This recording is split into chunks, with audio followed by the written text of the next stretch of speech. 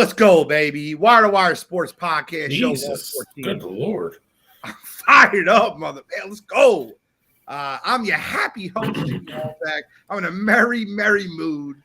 We're getting near Christmas. I'm getting my shopping done. How y'all feeling tonight? I'm the NFL genius, Gene Walzak. To my upper left, I got Kent State's own, Cleveland's own, College Cuttrell.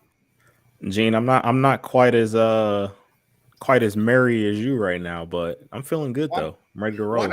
Why not? I don't know. You're at like a 12. I'm a 12-1. You're like a 12 right now. I'm at like 9.1. You know, it's just levels to it, I guess. -1. I'm 11. All right, in my upper right corner, I got Uncle Shally, Scholastic Shally. We got so many nicknames for the man. How you feeling tonight, Bill Shallcross? Other than being deaf, I'm feeling pretty good. Listen, man, I don't know what to tell you. I apologize. I scream. I get heavy. I get into it. I'm just fired up. And if you're not fired up, you're not sound like Miles Sanders laying blocks on Sunday. Listen, I'm fired up. Listen, at the end Did you see that clip, Cottrell? I did. I didn't see it. Oh, so he's mic'd up. He was mic'd up on Sunday, and he kept telling everybody he was gonna go out and sound like Bobby Boucher from Waterboy. And there was the one play came up, it was a Jalen Hurts design run, and he came up the middle and just smoked somebody. Sounded just like Boucher, and he went nuts. It was really funny. It's an easy clip to find. Yeah, it's so funny. Gotta check it out. Looks like we're live on all platforms. Yes, we are. We're on Twitch now. YouTube, Spotify, Apple Podcasts, iHeartRadio, YouTube through Sports Empire Network. We also got a promo with SeatGeek, promo code SEN. We got a lot going on tonight, so let's get started. Bowl Mania. We are going to have Bowl Mania. It's going to be a thing. And guess what, ladies and gentlemen, it is a zero entry fee, no cost to you. You can join, no $20. We talked about that before. It's going to be $0 for everyone to join. Now, listen, all the people out there, Ty Allen, Joe Tillman, there's two other people I have on my list. Scott, we owe y'all hoodies. We got new hoodies coming. We got new merch coming. The logo is just created. It's like a Christmas gift, right? We got the new logo. It's fire. We are going to unveil it on the show next week. So this, those three hoodies, obviously, for the winners prior. We have a replacement hoodie, which is the fourth. And then this person right here, next two, we'll do two. Top two people that finish in Bowl Mania with the most wins will win a brand new hoodie each. So if you want a shirt or a t-shirt or a long sleeve tee instead, you're more than welcome. Just let me know. If you get a long sleeve t-shirt or a t-shirt, I might be able to throw a hat in or something. But at the end of the day, we're going to give two pieces of merch away for free. Whoever wins Bowl Mania. And you don't have to beat any of us. I know no one's beaten last year's winner, Shally, this year's regular season champ, Cottrell. I'm not anywhere near these guys, so you don't have to worry about beating them too. If you beat me, you're good. You're in. You're in there like swimwear. But I'm ready to go, man. How y'all feeling? Let's go. Let's do it. So my first question I would want to ask you guys is what bowl game are you most looking forward to that is not part of the college football playoff? I mean, I said this right when it got announced because I think it's going to be a good game. I picked two. The one I'm most excited about, big game bowl-wise, I think it's the Rose Bowl for me. I think Penn State-Utah match up very well. I think that's going to be a great game, assuming everybody doesn't opt out of it. But, we've all talked about our fondness for Pasadena. All three of us have, Big Ten roots, if you want to stay in college football. So I think the Rose Bowl is going to be great. Utah was there last year and put on the instant classic with Ohio State. We all remember that game. It was probably the best game of the bowl season, to be honest. And then you have Penn State, hometown team, their season around towards the end. And, that's Gene likes to always say, styles make fights. And That is two teams that want to do the same thing pretty much. So I think that's going to be a really good game. The other game I'm looking forward to is the Alamo Bowl. Texas at Washington. Quinn Ewers, Michael Penix Jr., who announced he's coming back for his 5th year. Washington was, debatably one of the hottest teams in the country the last month of the season. Texas is that team that has shown flashes all year of of them being back to where we think they're going to be. And, they show the talent, Quinn Ewers, Xavier Worthy, Bijan Robinson. He hasn't announced what he's doing yet, so I'm hoping he plays. But I won't be surprised if he doesn't. But if all those stars align and everybody shows up for that game, I think that's got a barn burner potential on it as well. So those are the two for me. Well, I mean, the reason I asked you for one is I didn't want you to steal my two because they're both mine. But Texas versus Washington is mine, bro. Like that is actually funny because that was one of the ones I got too. I can't wait to watch it. Quinn Ewers, Michael Penix Jr. Like it's definitely Bijan Robinson, Xavier Worthy. I think it's a great game. I think that Xavier Worthy and Bijan Robinson both opt out and make it a little bit less of a great game, if I'm giving my honest opinion. But that's what I think as of right now, as it all stands. I'm looking most forward to that game. I'll say the one thing about that game, isn't he? He is, but there's rumors that he's going to hit the portal, and that'd be the only reason why he would opt out.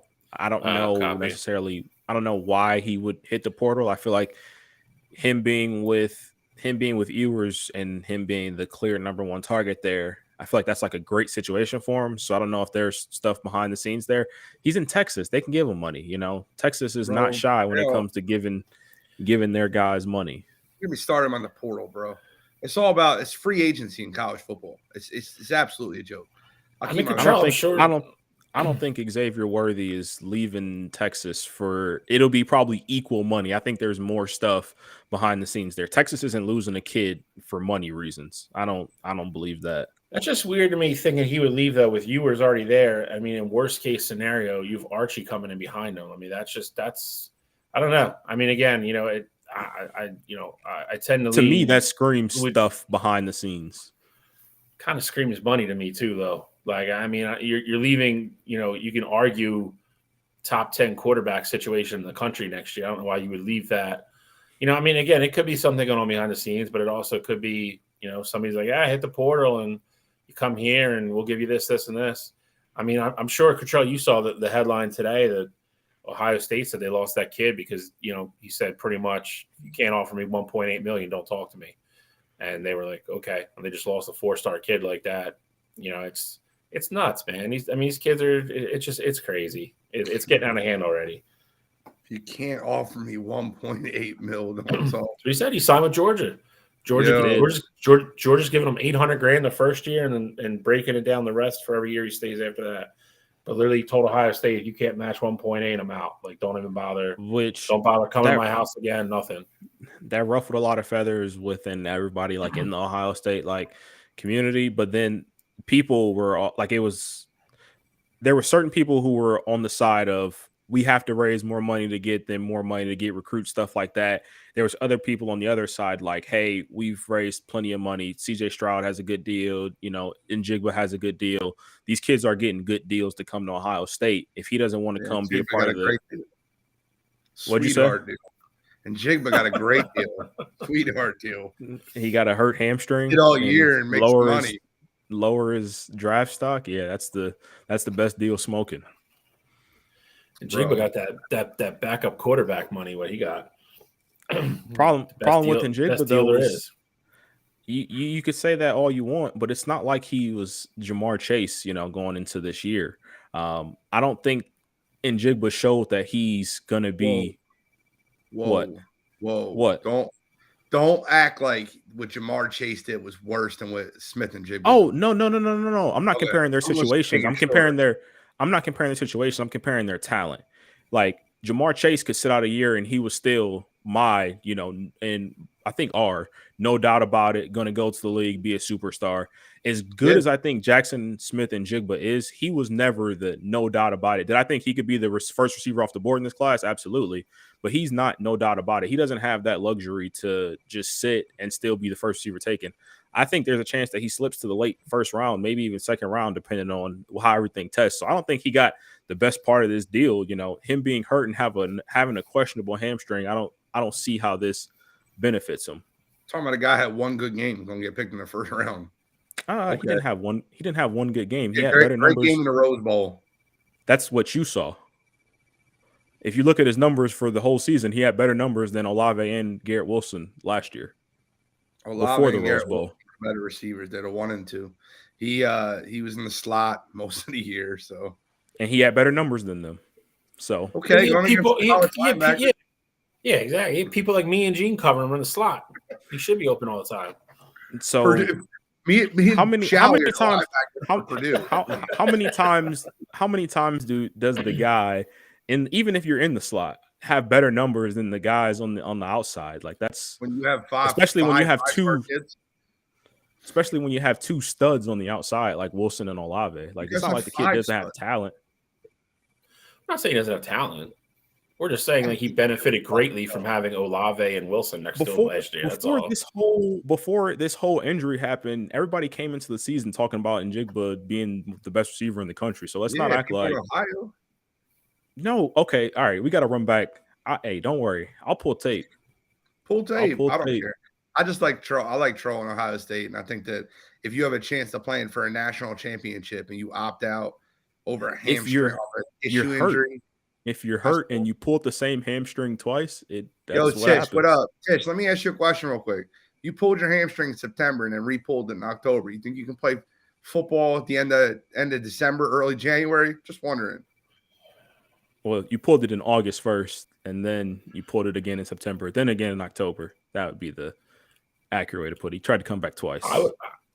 I mean, if it takes that long to heal, man, I mean, I would have issues with that. I mean, 100% honest. 2.0.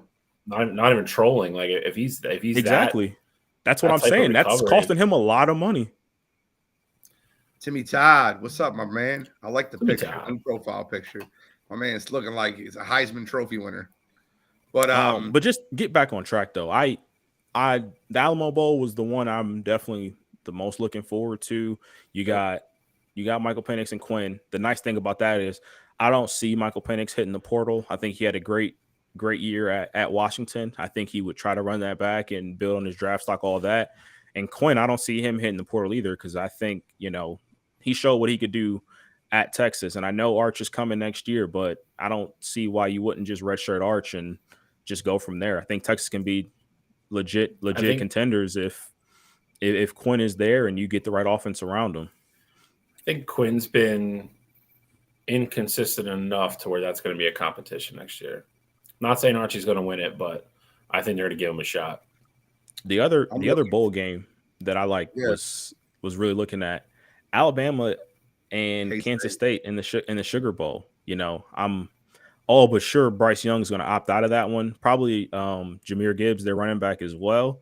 But Saban was lobbying that Alabama should be in the college football playoff, and in a roundabout way, it was kind of disrespecting Kansas State. TCU saying that was TCU's loss and that they should get in, things like that.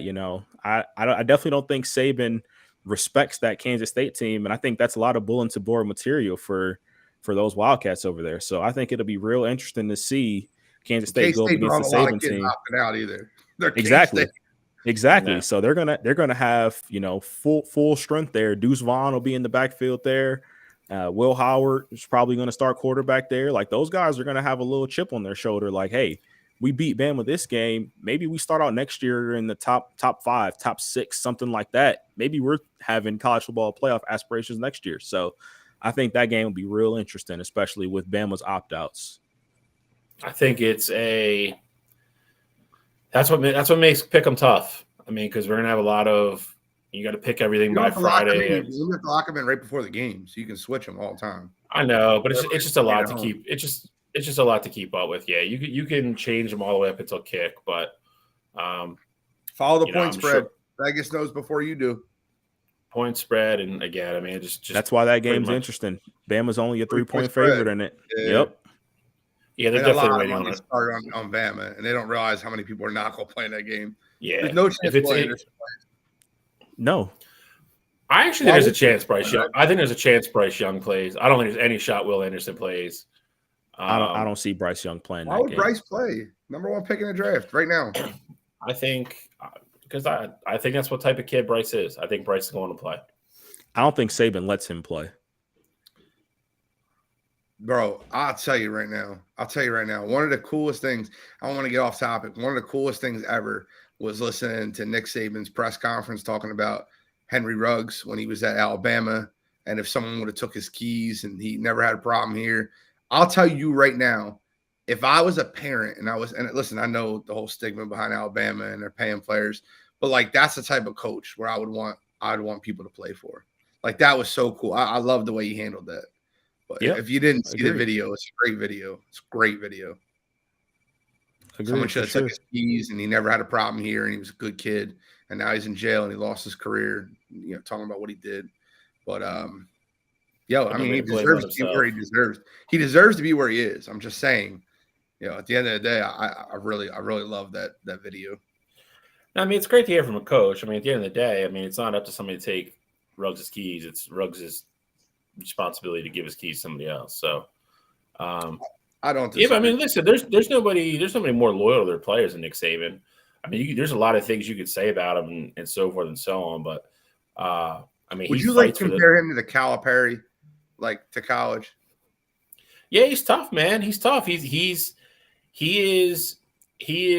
the double threat of taking kids that have been told that they're amazing, and he has no problem. He has the clout that he can tell them to their face that they stink, but then in the same breath tell you but the same breath tell you we're going to make you better, and that is there's not a lot of coaches that could do that. So I mean, and then to be successful as he's been, he has the clout and he has the track record to back it all up. So yeah, if Nick Saban gets in your face and starts yelling at you, you don't show up Nick Saban. You don't see anybody show up Nick Saban like you do other coaches. If he's in your grill and he's yelling at you, you're going to listen to him. But at the same time, he does care about his players. He cares about them. He wants to make them better. He wants to get them to the NFL, and he does a damn good job at it. Yeah, I mean, I think that they help so much. These coaches help so much when they have these players that are 100% going to the NFL. Like Bryce Young, before he went to Alabama, was already a projected first-round draft pick. Like that's essentially like who he was. He was getting $1 million before he stepped on the field. And I think that that's so important to have a coach that understands what your aspirations are.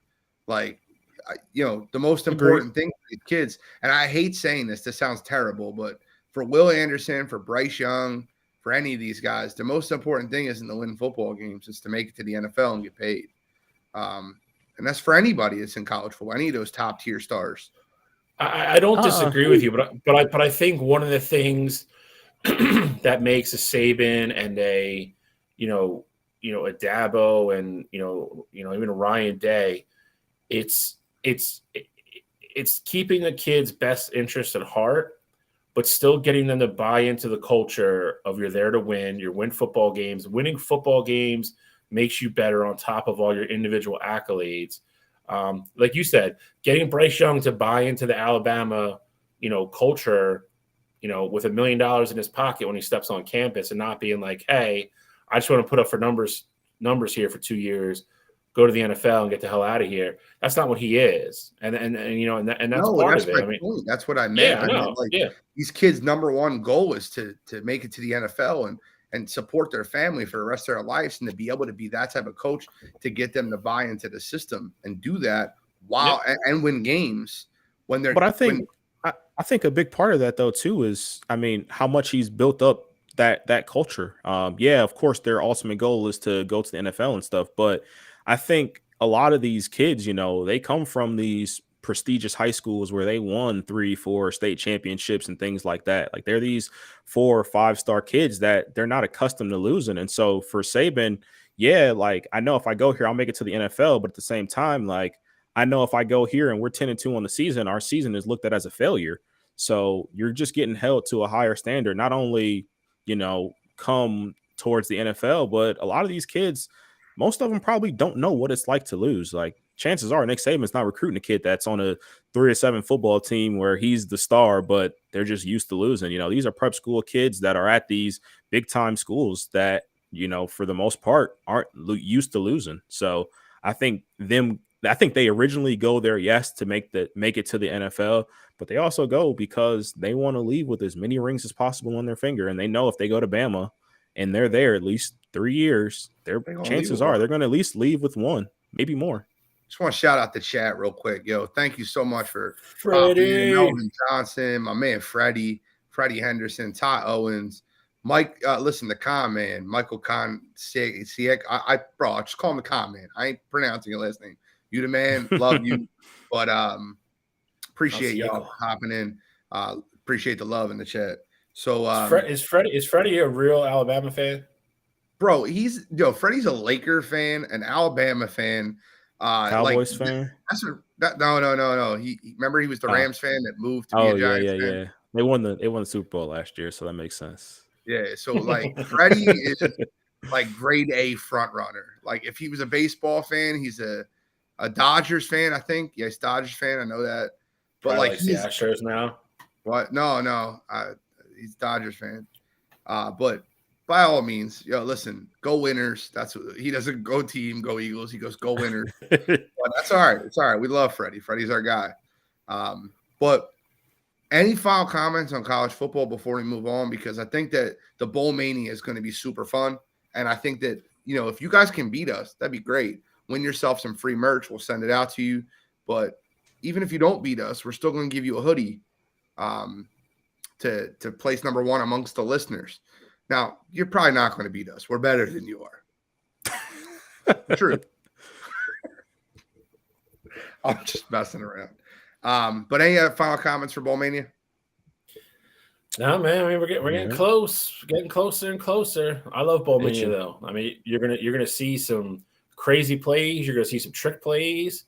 You're gonna see some upsets. You're gonna see some bad beats, I'm sure. Bowl month is a special time for football fans. Is that my girl Audia in the chat? What's up, Audia? I realized, like, I know obviously the college football playoff is New Year's Eve, but it just dawned on me like a couple of days ago that I'm either going to go into the new year really happy or really sad, because that's probably going to be the last thing on my mind is the game, because it starts at 8, so chances are it ends at like 11:30, 11:15. So 2023 here's the good news. Start off great or start off terrible. Here's the good news for you, Cottrell. Everything that bad happened, it all happened in 2022. It'll all be over for you. At 11:59 that night, you turn the audio, give her a kiss for New Year's Eve, go into 2023, and you start over fresh. It's the best way to look at it. Y'all are too funny. I want to take a second to shout out. I know a great group of people. Penny Collins used to be a bank teller for me when I was a kid. When me and my dad would go into the bank, helped me set up my first checking account. I've remained in contact with her for it was like 20 years at this point. Her husband and a guy that Bill, guy to play softball with you. Yeah, Julio texted me yesterday. They started their own gunsmithing. So it's Bubba's Gunsmithing is a new business. It's family, veteran owned and ran. They can be found on Facebook. Just search Bubba's Gunsmithing. But they're great people. So I just wanted to take a second and give them a shout before we go forward. Love them. Love the group. They just got obviously got a new phone from me.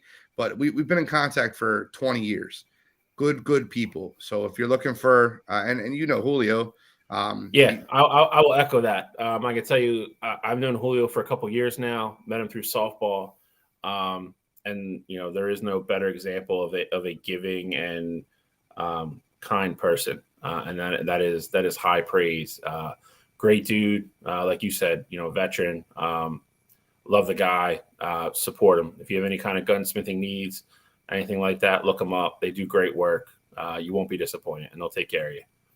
I just want to give them a shout. So search them on Facebook, give them a follow, a like, share them, whatever you got to do. But appreciate y'all. Appreciate the people you guys are. Let's move on to NFL now. I'm ready for some NFL. How you feeling, Bill? I ain't gonna ask you, bro.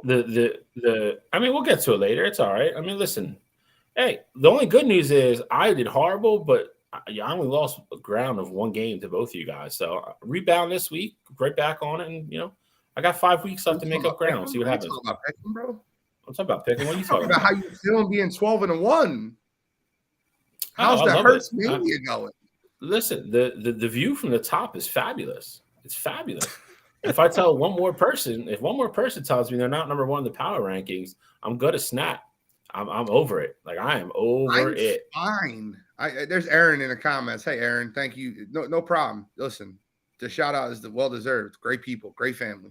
But listen, I don't mind us being 3, 4, 5, 6, 7. Put us 14th in the power rankings. I know why you say. I know why you say that, and I'm fine with it. I get all that, but at the same time, like the people, like I don't think it's so much like that they're not getting the respect. It's the asinine arguments and reasoning people are coming out of the woodwork with to keep trying to justify that like Buffalo should be one or Kansas City should be one. Like you're just grasping at straws. Everybody's just all over the place. Just I'm over it. I love the ESPN nerds that say Dallas is the best chance to win the Super Bowl. Go ahead. That's fine. I'm good with that. Listen, live and let live. I will tell you this. Did you hear Jalen Hurts' press conference? I did. I did not. He had a comment that was so good. And he goes, "You've never arrived. It's all part of the journey. You've never arrived. It's all part of the journey." So, like, he ignores the fact, oh, have you arrived in the NFL? Like, do you feel like you've arrived? You've never arrived. It's all part of the journey. I love the fact that we go into every win, at the end of that win, looking at things that we can improve. We're not smelling ourselves. The leadership on this team is in great hands.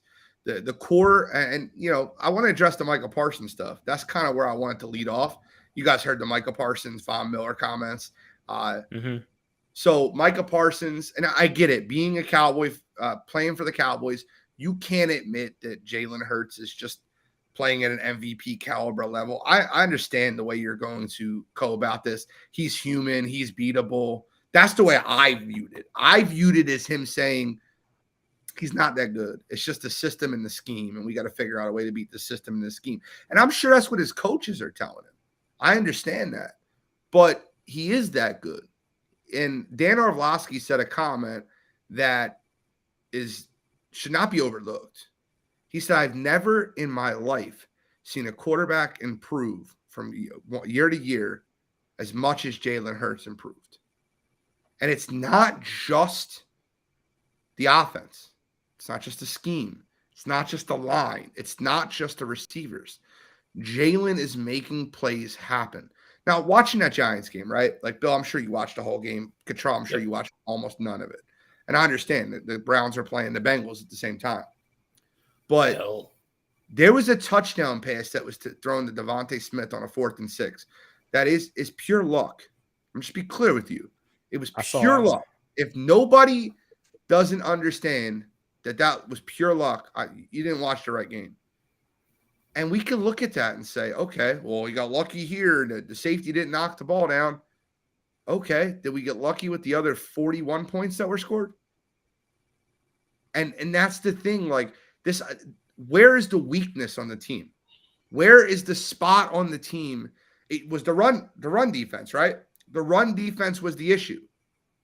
Well, now you get Jordan Davis back. You add Ndamukong Suh. You add Linval Joseph, Fletcher Cox, and now Javon Hargrave are a lot more rested, and the rotational pieces are working at a very good level. Well, guess what? You have no more problem there. Okay, it's the edge rushers.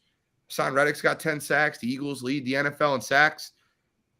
It's not there. Is it the linebacking crew? TJ Edwards led the team in sacks all games this year except 2.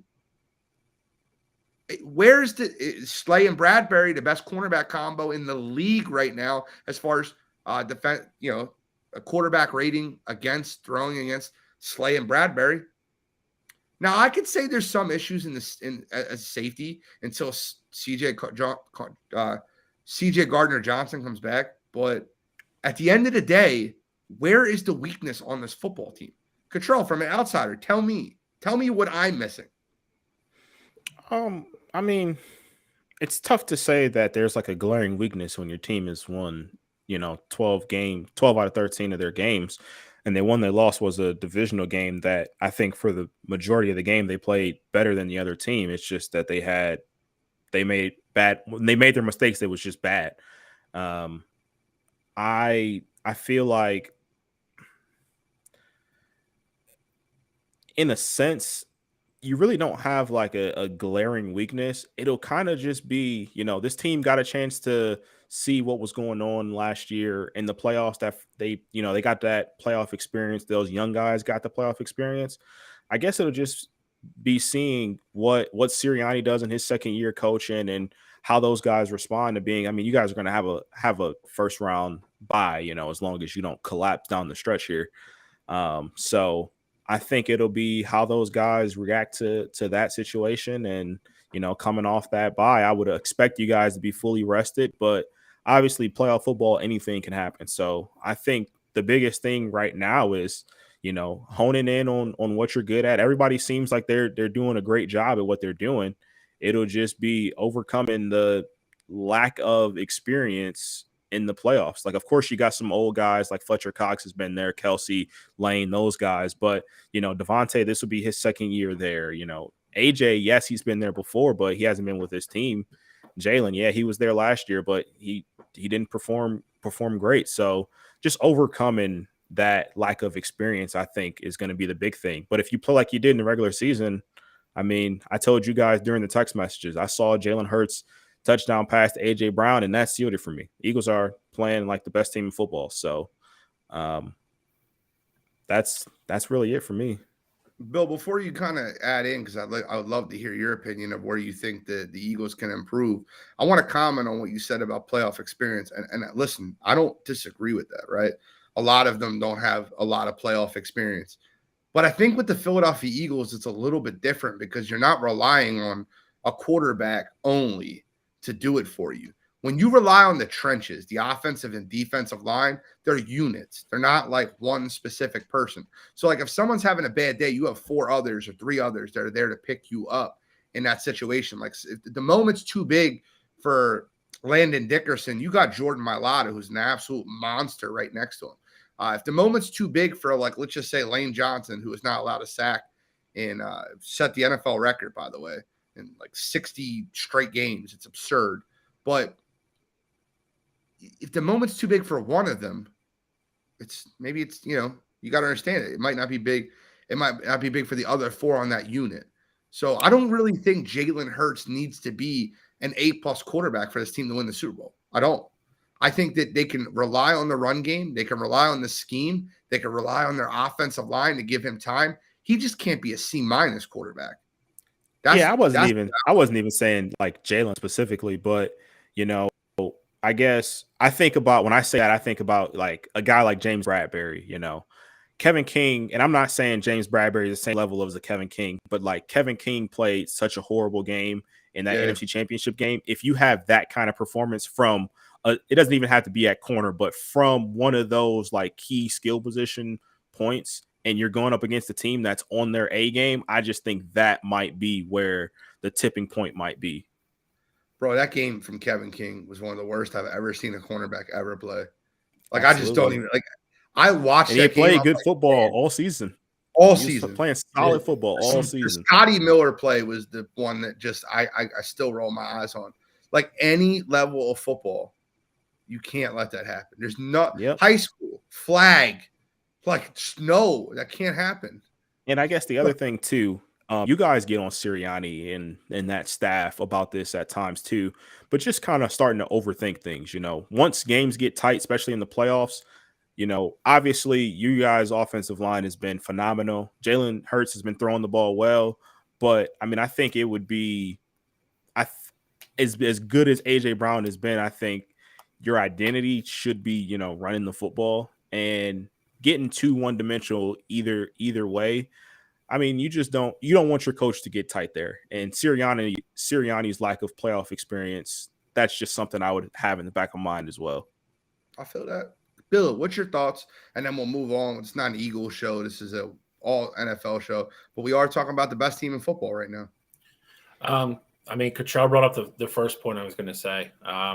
I think they need to continue to do what they do, stay within themselves, and continue. I know, for lack of a better term, trust the process, trust their play calling.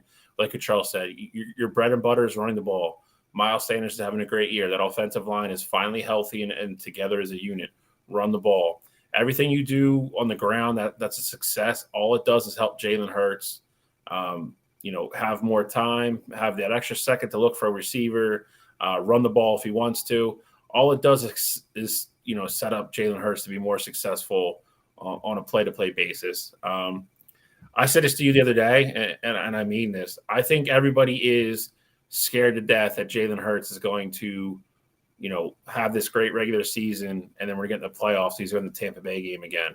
And I truly don't believe that's going to happen. I think this is a different team, and at some point, people just need to realize he's a better quarterback than he was 10 months ago when they played that game. Could he go to the playoffs and see world than we lived in just 14 minutes ago? Correct. And it's a good line. Draft day. But I think people are afraid he's going to show up to the playoff game. He's going to start seeing ghosts again. And I don't think that's going to happen. I think this offense is completely different. I think they finally learned to, really, kind of trust Miles Sanders, trust that offensive line. And they're spreading the ball around and they're just consistent, But Cottrell brought up a good point. I can't remember what game it was, but it was like whatever the game was, they ran the ball the first 2 downs and then threw the ball like 16 straight times after that. And it was a game that went down to the wire that it shouldn't have. That being too cute, that type of stuff is what will get us in trouble. That being said, though, on that offensive line. No, I agree. On that offensive line. Playoff football is different. It's no different than any other sport. Like, you see it all the time, like in hockey, even baseball and even basketball. Everything tightens up. You're going to get the absolute best effort you're going to get from everybody on the other side of the ball for 60 minutes. We're most likely not going to blow teams out. They're going to be closer games, but we just got to do what we got to do. We have to stay within ourselves, stay within our system. And because at the end of the day, I just think we have a better team than everybody. Dylan's had some great comments. I wanted to highlight this one. Hurts doesn't seem to make the same mistakes twice. He will play a lot better, especially with what he has now with weapons, experience, and chemistry. To add to that, last year at New York, he threw 3 interceptions and a loss. This year, he has 3 interceptions the entire year. That's a huge difference, guys. Huge.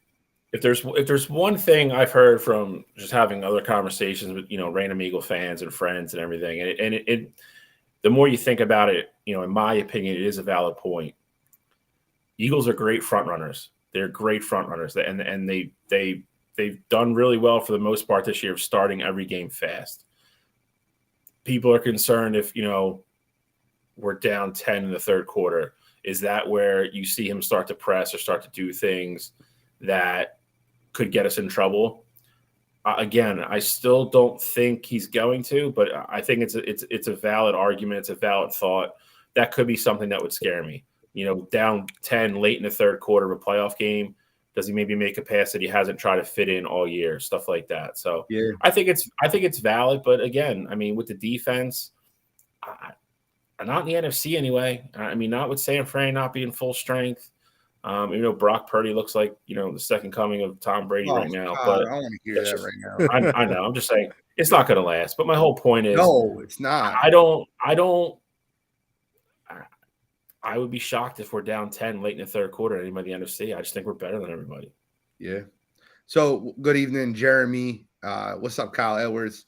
But I kind of want to, and one last comment on the Eagles, and I'm done. And I just want to say it out loud. Jordan Mailata already responded to Michael Parsons. And it was a very good response. He goes, Michael Parsons, just worry about Dallas.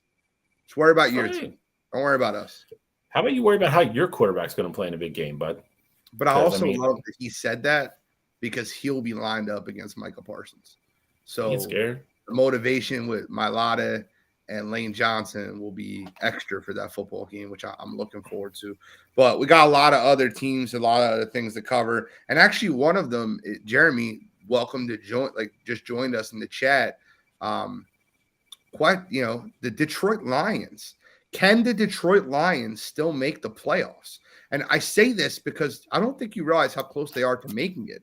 I don't even think Jeremy said that they need to run the table. They don't need to run the table. They need to go 9-8. They'll make the playoffs. Seattle is falling apart by the second. So I was looking at the playoff bracket before the show, and I want to read you what the NFC Commanders. looks like. Correct. The teams that are ahead of them are the Commanders, the Giants, and Seattle for that 6 and 7 seed. There's two teams that have the 6 and 7 seed, so they need to pass two of those three. Green Bay's not going to catch them. Nobody from behind's catching them. No. The Giants might not win a football game the rest of the year. Facts. They're going to play the Commanders this week on Sunday Night Football. I like the Commanders a lot in that game.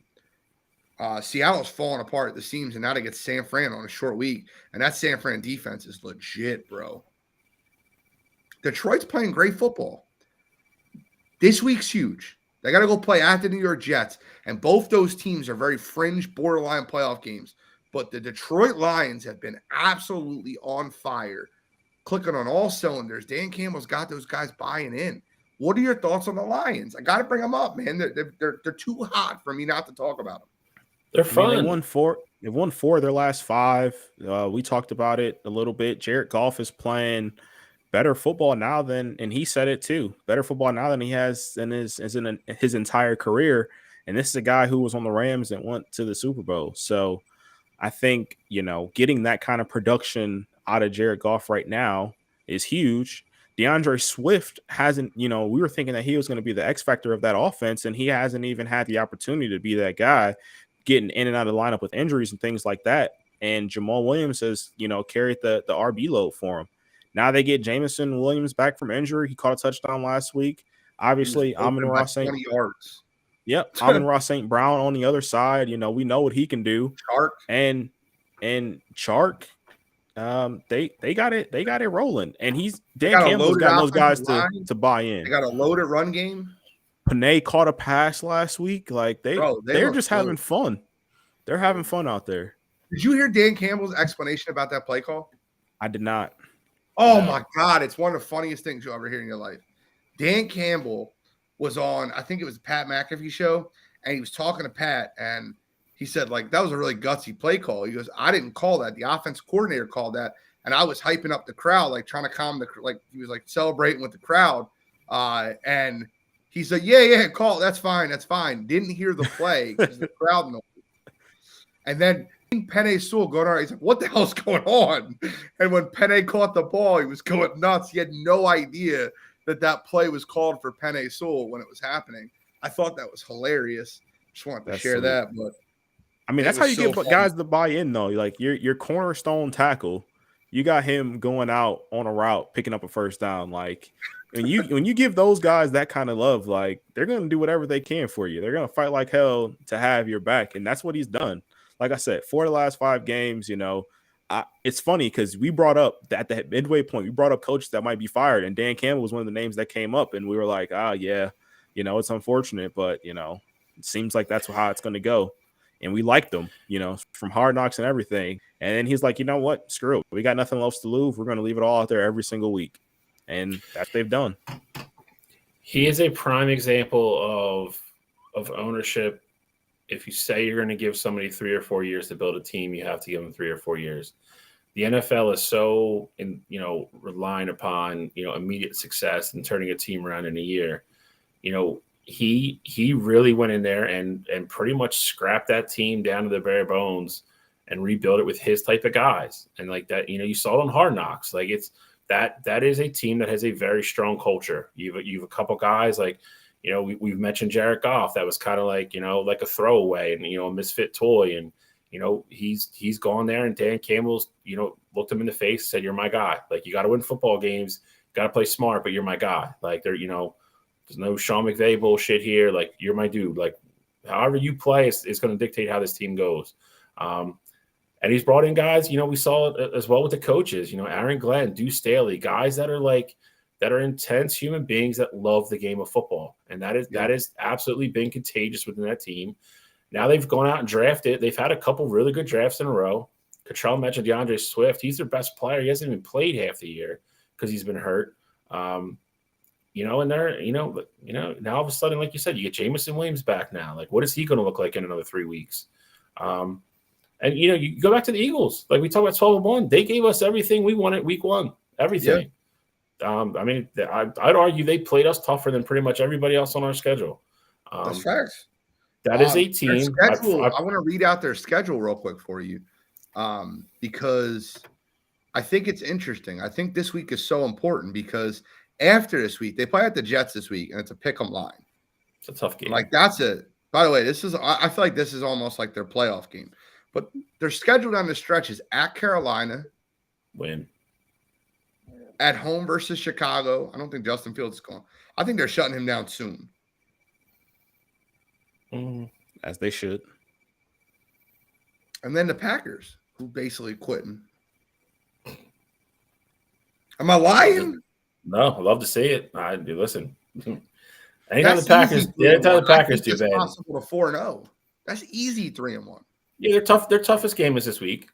And then you go back and look at their other schedule. They have 2 or 3 games that they lost, at the buzzer within the last minute. I mean, if they won all 3 of those games, you're talking, they're a game behind Minnesota for the division lead. I promise you this: like, if you're the 2 or 3 seed, that is not the team you want coming to town to open the playoffs against right now. That is not the team you want to see. That is not the team you want to see.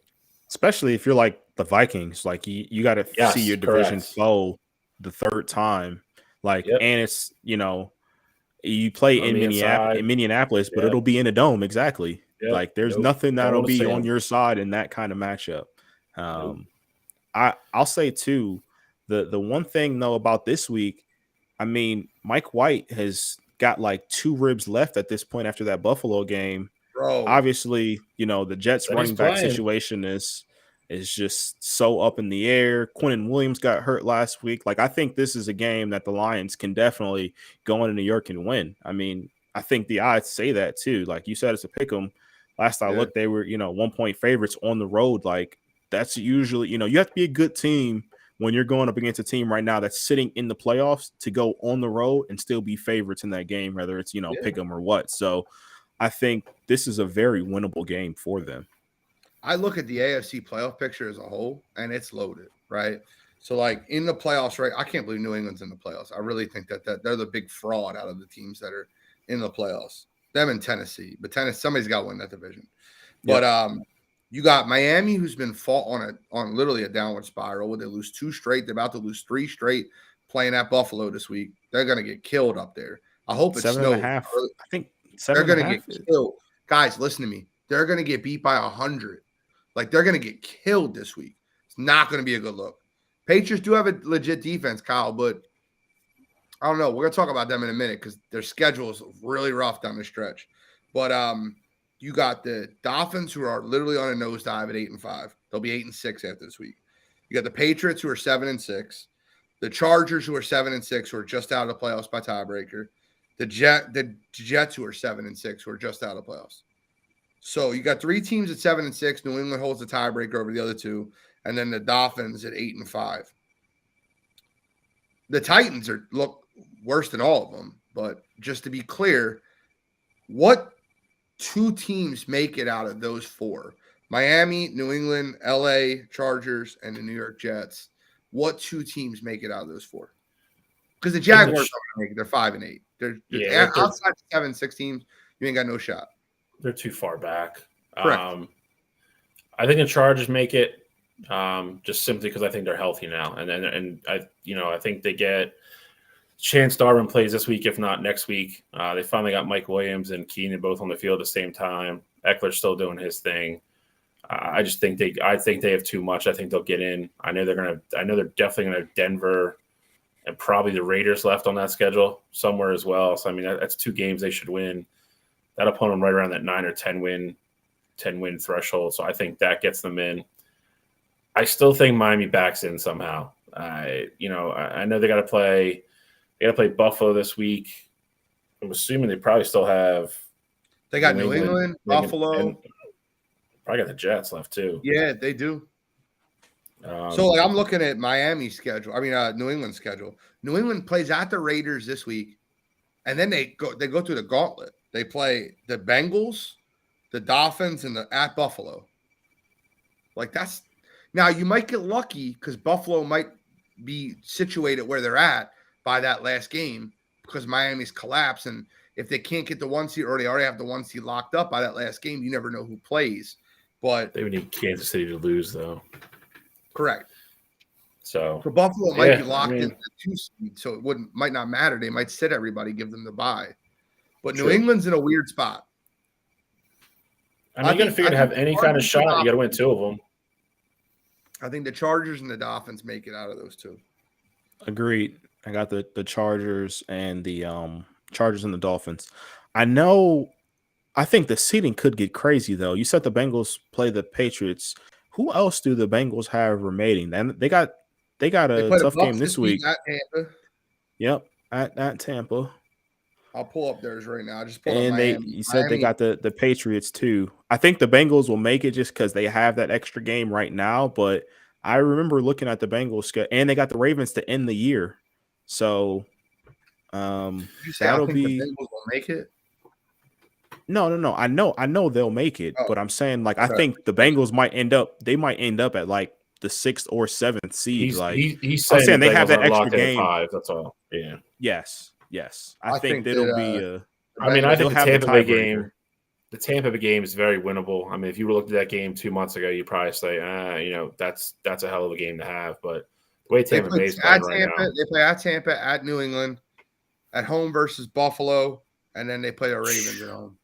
That's the Bengals last 4. I mean, they won't go 0-4, but I mean, they can. That's a hell of a run. They won't, but bro, the Baltimore Ravens season is just like they play football games. They got no fourth quarter of it.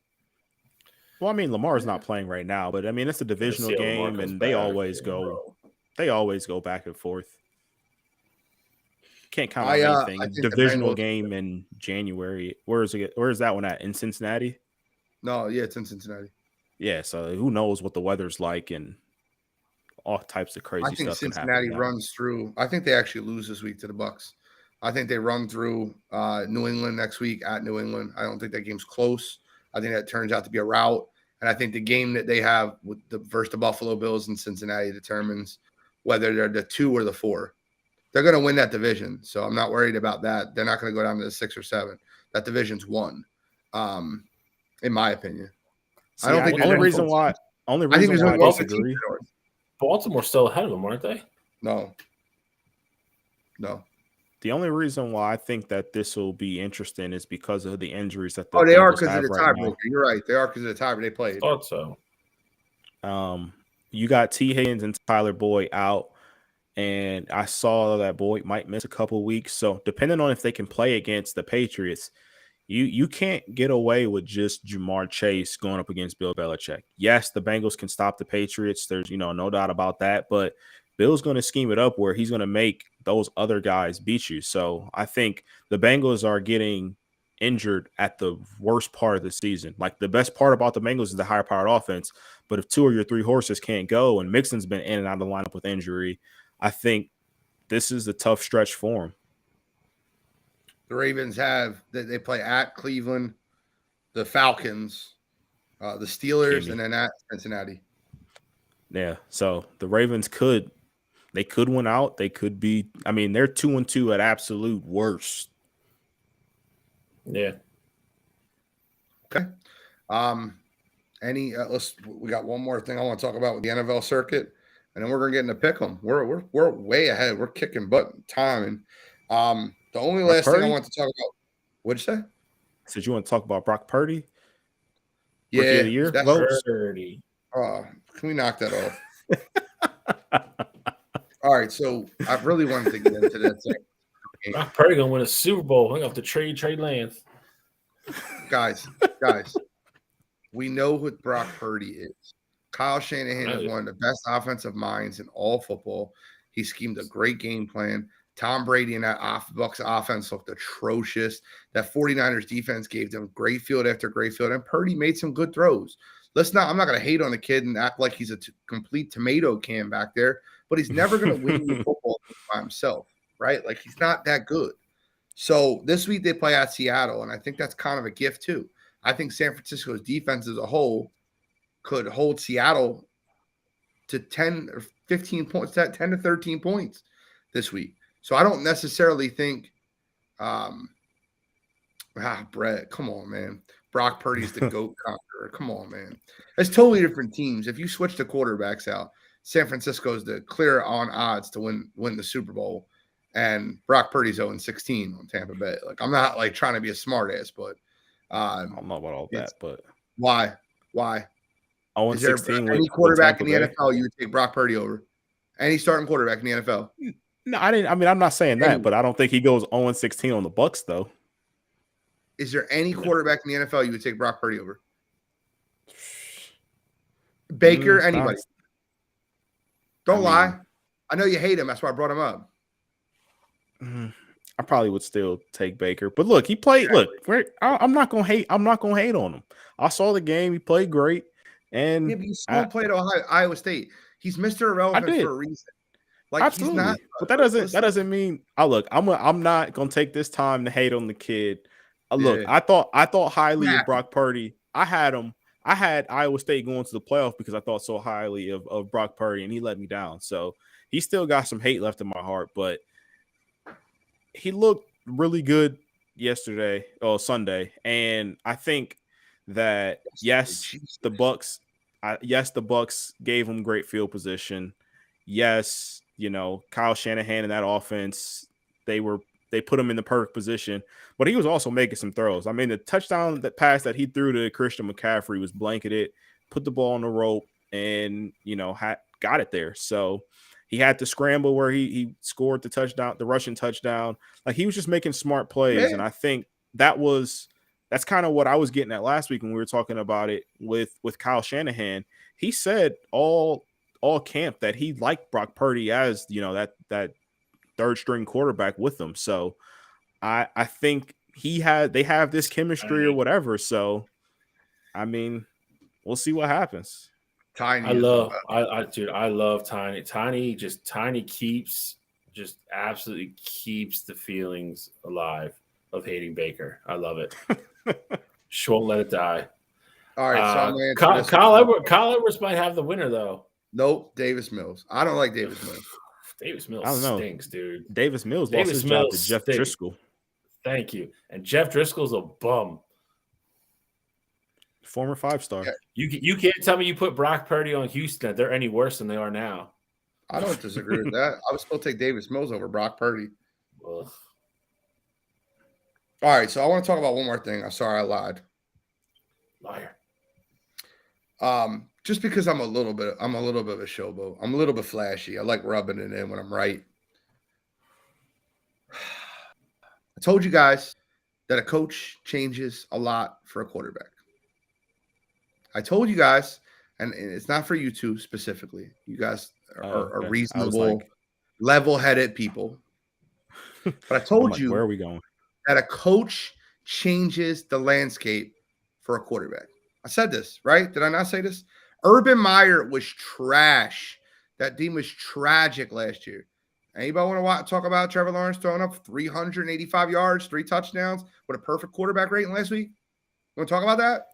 And he threw it. I don't think Trevor. I mean, I've been with you the whole time about Trevor, and I don't think Cottrell's ever trashed Trevor. So, I mean, no, I'm not. I'm talking to listeners. I'm talking to listeners.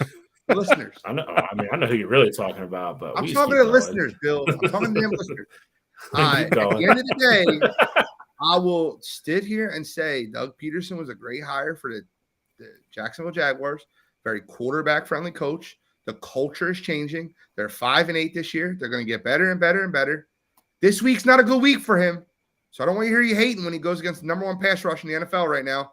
Dallas Cowboys have a pass rush out of this world. DeMarcus Lawrence, Micah Parsons. Now, if he goes out there and beats the Dallas Cowboys this week, I need like full-on apologies. Because who you talking about?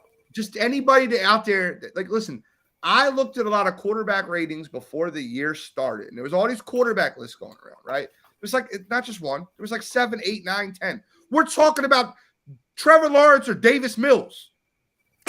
Trevor Lawrence or Daniel Jones. Trevor Lawrence or Brock Purdy. Trevor Lawrence or who? Trevor Lawrence is a top 10 quarterback prospect in the NFL. And when I say prospect, I mean if I was redrafting the NFL quarterbacks and starting from scratch, I would take Trevor Lawrence in my top 10. I mean, I feel that. What? I feel that for sure. I said I feel that for sure. Yeah, but I'm I mean, as you much as eliminate the Brady's, you eliminate the Rodgers, you eliminate the older quarterbacks. Russell Wilson. Yo, Jesus! Don't talk about Russell Wilson, bro. So you're going Mahomes, Allen, Burrow, Lamar. I ain't taking Lamar over him. No, I'm just saying. I ain't taking Lamar over him. I wasn't going in order. I'm just. He's going to be in your top 10, though. Top 10. That's what I was doing. Maybe. I wasn't going. Lamar's top 10 quarterback. Maybe we'll see. I didn't really map it out. I'm probably more critical than anybody, and it's just hard to just deny certain things he does. I mean, it's crazy. You give every other quarterback gets this excuse, and Lamar hasn't had a true number one since he's been in the league. And that's a myth. It's a myth. Took 7 players in the first 3 rounds of skill position players the last 3 years. So being a first round pick means you're a true number one. All right, got it. Do you think a quarterback has anything? Whoa! We can't be saying that stuff with all the heat I talk about Aaron Rodgers. And his weapons. I agree with you, Bill. Don't be saying that stuff, Cottrell. Exactly. No. It's nice to try and get those. It's nice to get those talents, like to try to get those talents in the first round. But being the 6th receiver off the board and things like that doesn't always mean you hit. Just because you get drafted in the first round doesn't mean you're a hit. I'm not saying they won't hit, but Hollywood Brown looks fine over in Arizona. Does he? Does he look fine? Does he look like a number 1 receiver over there? He was number 6 wide receiver in the NFL before he got hurt. What? 4 weeks into the season? Fantastic. No, yeah. Okay. 4 weeks into the season. Exactly. He came back for 4 weeks, he looked great. He had 10 receptions. The second game after he got back. Fantastic. So he looks like a true number 1 over there, is what you're telling me. No, I'm just saying. No. Does he look like a true number 1? Answer the question. He's not going to look like a true number 1 because he's not number 1 there. He came back and DeAndre Hopkins was there. Correct. Okay, so if Hollywood Brown is the best receiver, if Hollywood Brown is the best receiver that Lamar's ever thrown to, and he's not a true number 1, Hollywood could be a number. Bro, that's like saying like if you took like he's not a receiver, he's the tight end. He's a receiver. Does he catch the ball? It's receiving. No. He gets paid tight end money. Can you start? Wait, can you start Mark Andrews at receiver in fantasy football? No. Okay. He's starting the flex though. You can't start him at receiver. Look, they drafted Rashad Bateman in the first round. They drafted Hollywood Brown in the first round. They drafted J.K. Dobbins in the second round. They drafted Mark Andrews. I'm not saying they're not trying to get him players. I'm not saying that they're not trying to. They haven't hit on the field. That's also true. But Bateman's always hurt. I mean, I love J.K. Dobbins. Hollywood Brown asked out of Baltimore, and I'm telling you, the reason he asked out of Baltimore is because he wanted a better quarterback to throw him the ball. It's the truth. Lamar Jackson was putting balls on the money. You saw the Detroit Lions game. You saw the Lions game. Yes, I agree with you. But if you think Lamar Jackson's a top 20 thrower of the football in the NFL, you're sadly mistaken. He's not. Okay. He's not. Okay. You think dude, take his legs off. Just thrower of the football. I think Lamar Jackson for 1 season and 1 season only is 100% a top 10 quarterback. For 2 seasons and 2 seasons only is 100% a top 10 quarterback. I think his athleticism, his leadership, and his arm talent are good enough to be a top 10 quarterback in the league. If I'm starting a franchise, there's not a snowball's chance in hell I'm taking him over Trevor Lawrence, who can throw the football. Way better. Well, I didn't say. Did you say you would take Lamar over him? I was just in that category of top 10. That's all. I was just naming people that I thought were like consensus top 10. I wasn't saying Lamar would be my 5th. I don't know if he's consensus though. Is he consensus? But see, that's because you got love for guys. You got love for guys like Kyler who've shown you what they are. I do not have love for Kyler. You're not going to give me credit for being critical of Kyler for the last year and a half. All right, Patrick Mahomes agreed. Yes. Josh 100%. Allen, Mahomes, Allen, Herbert, Burrow. They're easy ones. Jalen Hurts. Yeah, of course, Jalen Hurts over Trevor and over Lamar. Just top 10. Just top 10. It's 5 right there. Easy. Over anybody. That's easy. 5. And we're saying we're starting over, so Brady and Rodgers are out. Correct. You're not restarting the NFL with them. Okay. Wilson's too old. Correct. Yeah. Go by divisions. We got time. We got 5 minutes. Go by divisions. So, AFC West. So, you take them over Carr going forward. I take Lawrence. Start in the NFC. So Hurts we already named. You're taking him over. This is for Lamar. Taking him over Dak. Taking him over Dak. You're taking him over Daniel Jones. You're taking him over Heineke, Wentz, who's 100%. Over there. Rodgers, we already said. I know you're taking over Kirk Cousins. The whole division except Justin Fields. Justin Fields is 2. I'll take Lawrence over Fields. Okay. Right behind him. Fields is good, so that's 6.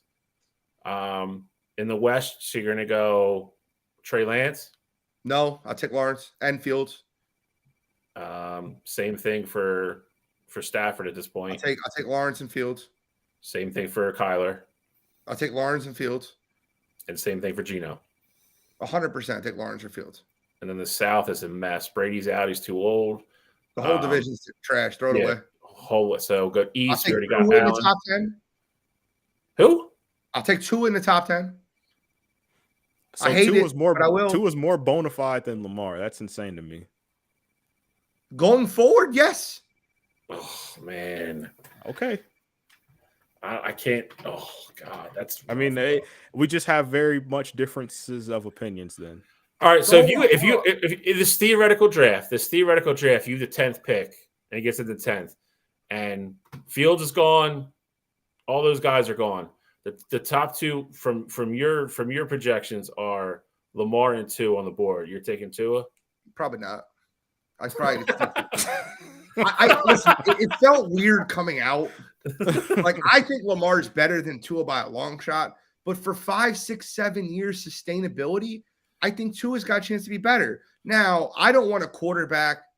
Tua's one hit away from me. You don't think Tua's going to be more sustainable? He's more accurate. Thrower to football. More accurate than Lamar? If you give Lamar Jackson, Tyreek Hill, and Jalen Waddle, I think he'll be perfectly fine. If you put Lamar, on Miami's team, which team's more successful? Never made a receiver better. Period. Tua has, right? Jalen Waddle? That's the only quarterback he knows. Waddle's the tough argument there because he hasn't played with anybody else. Tyreek Hill's still doing Tyreek Hill things. Yeah. I'm just saying, if you flip-flop those two, Baltimore's worse without Lamar Jackson. If Tua is there. If Tua was in Baltimore, this isn't a Lamar thing. I think Trevor Lawrence is the 7th best quarterback prospect in the NFL. If Tua was in Baltimore, I'm with you on Trevor. If Tua was in Baltimore, they wouldn't have made the playoffs the last 4 years, and he wouldn't have an MVP award. Correct. I agree with that. But we're not talking about best. I think Miami's better if Lamar Jackson's their quarterback. No. If Lamar Jackson is their quarterback right now, they're like top 5 Super Bowl odds right now. They're top 5 Super Bowl odds without him. Nobody believes right in now. Tua, dude. I don't know. I don't believe in Tua, but I got to give him some credit. The guy's been accurate this year. But listen, I think he's played better than. I mean, listen, I've been in that hate boat with you, in that bus boat with you from the get-go with him, and I think I'll freely admit on the show that he's been better than I thought he was going to be. Absolutely, he's still not great though. He's still not great, and I still don't trust him. I don't think Lamar has a long career, and if you notice the last 2 years, he's been injured near the end of the year a lot, and I think that his career he's going to slow down, bro. He relies on his legs more than any other quarterback in the NFL. And it doesn't mean that it's not sustainable for 5, 6 years, but it's not sustainable for a 10, 15-year career. He's not going to be doing that at 38. He's not picking defenses apart, throwing the football. So if I'm being honest with you, what? I agree with that, but at the same time, though, I don't think Tua's picking apart defenses now at 25, so I'm not going to expect him to pick apart defenses at 35 either, though. Do you think the progression from Tua from 22 to 25 hasn't been impressive to you? Oh, it's definitely been impressive, but it hasn't been more impressive than guys who are like studs who these first round picks. I think I've seen the progression with Josh Allen from his rookie year to where he is now. I've seen the progression from Jalen Hurts from his rookie year to where he is now. I've seen the progression from Justin Fields and Trevor Lawrence from year 1 to year 2. Yeah, and I think all those guys have progressed more than what Tua has. And he's got the offensive mind. He's got the great offensive line. He's got the Tyreek Hill, Jalen Waddle. Yes, he's playing a lot better this year, but I still haven't seen anything from Tua that's like, this guy can be a top 10 quarterback. This guy could be a top 5 quarterback. I agree with that. That's all. But the funny thing is, if you really look at the NFL and you eliminate the older players, I'm talking about franchise quarterbacks for the next 5 to 7 years, there really is only 9 or 10 in the whole league. Yeah. We want to pretend and make these guys. The question would be, if he slows down and can't rely on his legs, what does Lamar look like staying in the pocket? 100%. Yo, Kyle Edwards is literally my spirit, bro. Every time I say something, he like words it better for me. Thank you, Kyle. I need you to come around me to like work and like different areas of life. That's exactly what I mean. Exactly what I mean. But so, I like, mean, I guess 5 to 7 years, would you rather have Lamar than Tua? I personally would, yes. Because I But think is that what within those first, you? for me, it is. I think within those first 3 years, I think I can be a legit contender, and I think Lamar can have, if he stays healthy, I think he could be like in those MVP conversations. And I would take my highs with Lamar, and even if the back end, the 2 to 3 years on the back end, he falls off a lot, I'm good with that because I think we have a championship window. I don't know if I can win a Super Bowl with Tua being my quarterback, especially in the league now. You see it pretty much every year. You need one of those guys that are going to go win you a Super Bowl. I don't want you to just get me there. I want you to go win me a Super Bowl. You know, Pat's done it. Obviously, or an average quarterback won a Super Bowl. That's true. I don't want to call Matt average though, because he had a top 10 year last led year. the league in Was picks. it? I understand, but for a while though, he was in the MVP discussion. Too, yeah, all his numbers were good too. Besides picks, he threw a lot of picks, but made a lot of plays too. Like I'll piggyback on what Kachal just said. I think Tua is good enough to get there, but like for them to win it, he's not going to go out and dominate the game like a Patrick Mahomes or a Josh Allen. If they win the Super Bowl, it's because Tyreek Hill took 2 to the house, or Jalen Waddle took 2 to the house off like a screen pass, and they got great blocking and they made great runs. That's not Tua. Tua gets credit for all those yards, but that's not that would be the reason they would win, not because Tua was throwing 40-yard out passes into 2-foot windows. Like that's not what you're getting from him. I agree with that. I think Baltimore is a bottom 10 team in the league right now, the way they're playing, though. Without wide receivers, Lamar hurt, I just think that they're horrific. And I think they'd go get their ass beat this week at Cleveland. And talk about another quarterback. Would you take that's a fun question, and then we'll end it. We'll end NFL on this one. Because Cottrell's a Browns fan. I know where Cottrell's gonna go. He has to go on this side. But who would you take? Deshaun Watson, Trevor Lawrence, Justin Fields, Lamar Jackson, Tua. Like, out of those 5, who were the ones that you like? I don't want to say rank them, but I don't know. Where do you have Deshaun Watson on that list? It's 4th for me. Out of those 5? Yep. Jesus. This is a little low. I think that's low. I would only consider taking Trevor Lawrence over him. I would take Fields. I think Lawrence and Fields are givens, and they're not scumbags. I have 3 ahead of Lamar and Tua. So if I had to do it, I would take him over. I would take him over Lamar. I would take him over Tua. And then take him over Fields? I would, yeah. I wouldn't. Fields, Lamar, Trevor, Deshaun, Tua. My thing is that Deshaun is still young. I think it'd be different if he was like a little bit older. Wait, and I think Fields and Lamar over Trevor as far as like what you would take going forward. Nikki D, I don't know, bro. I don't know about that one. But Deshaun gets the opportunity to knock the rust off of him, and Browns aren't going to make the playoffs. So he gets to really play free as can be the last 4 games of this season here, and he gets to go into the offseason knowing that he's the starter, getting acquainted with the offense, all that stuff. So I think next year it'll be a great time to really gauge where Deshaun is. I think you can't really word it like that. What do you mean? I think Deshaun Watson will be real quick. I think he'll be a mixture of what he was before and what he is now. I think he'll be somewhere in between. I don't think he'll ever be where he was his last year or so in Houston. Ever. What do you mean, Bill? Why can't I? You were like knowing he's going to be the starter. He knew he was the starter this year. Like he did not play this year because of football reasons. He didn't play this year because he's a scumbag.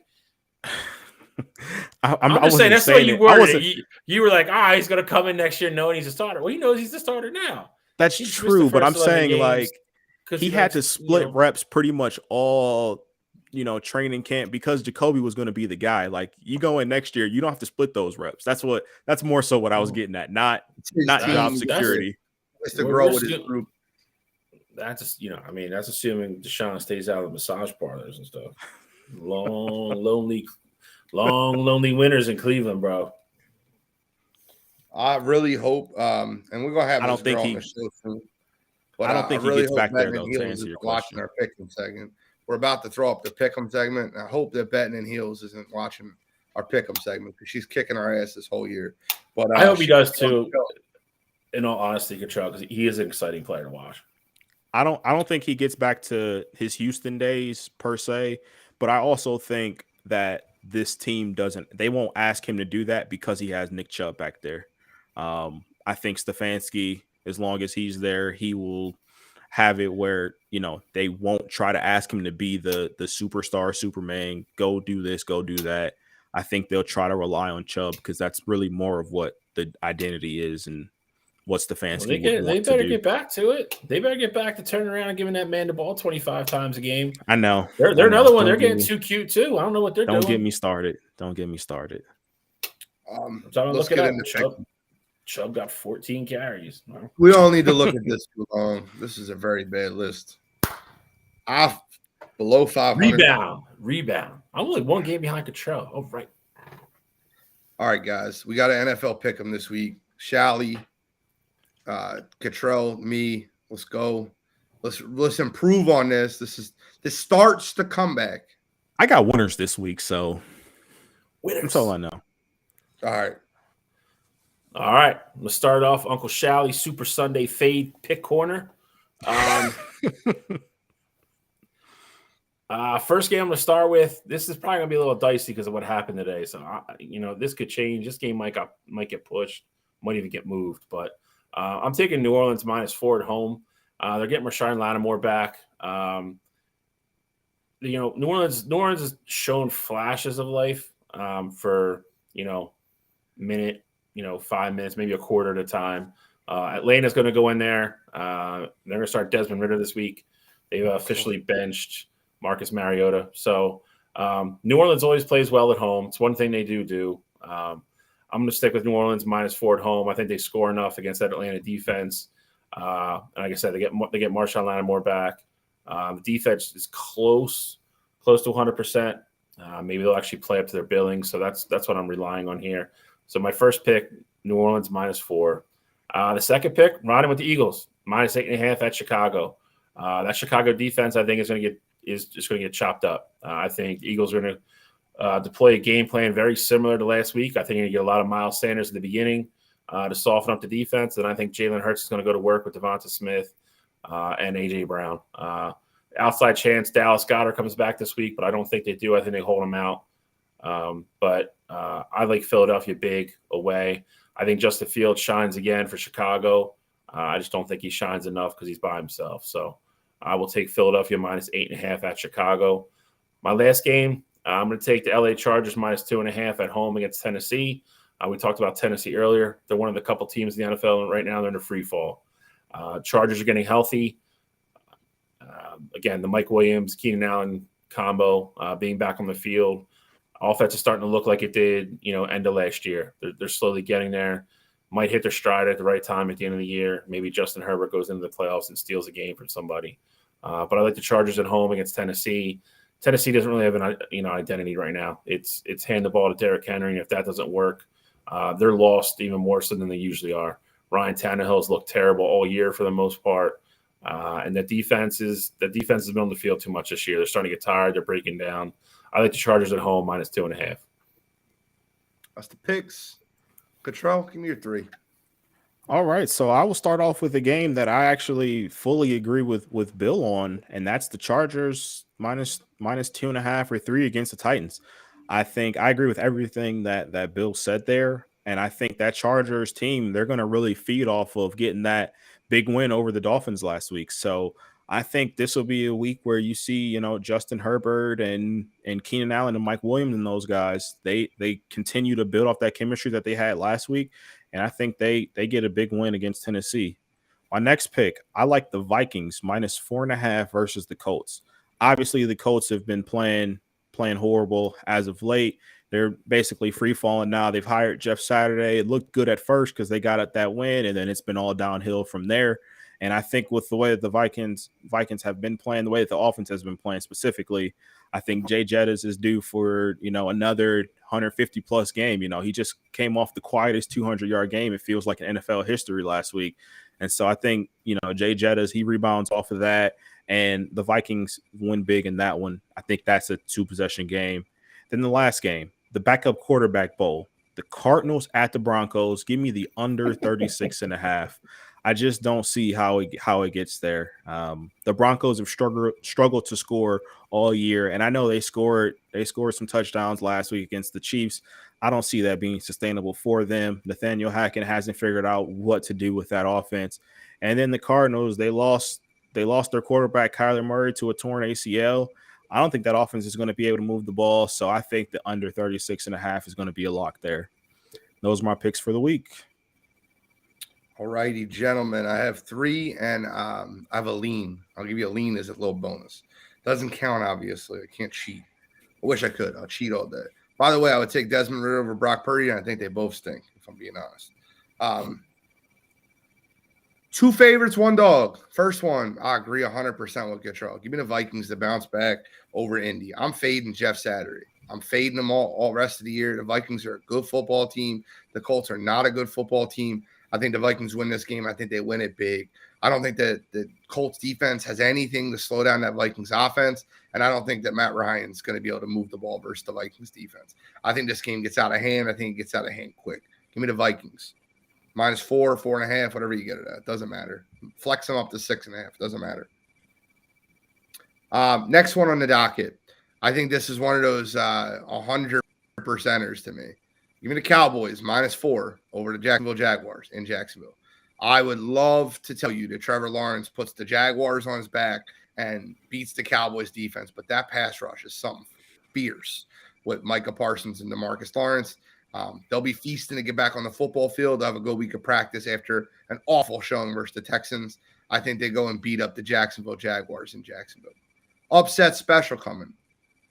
I hope this doesn't happen. I hope I'm wrong, but give me the Tampa Bay Buccaneers +3.5 over the Cincinnati Bengals.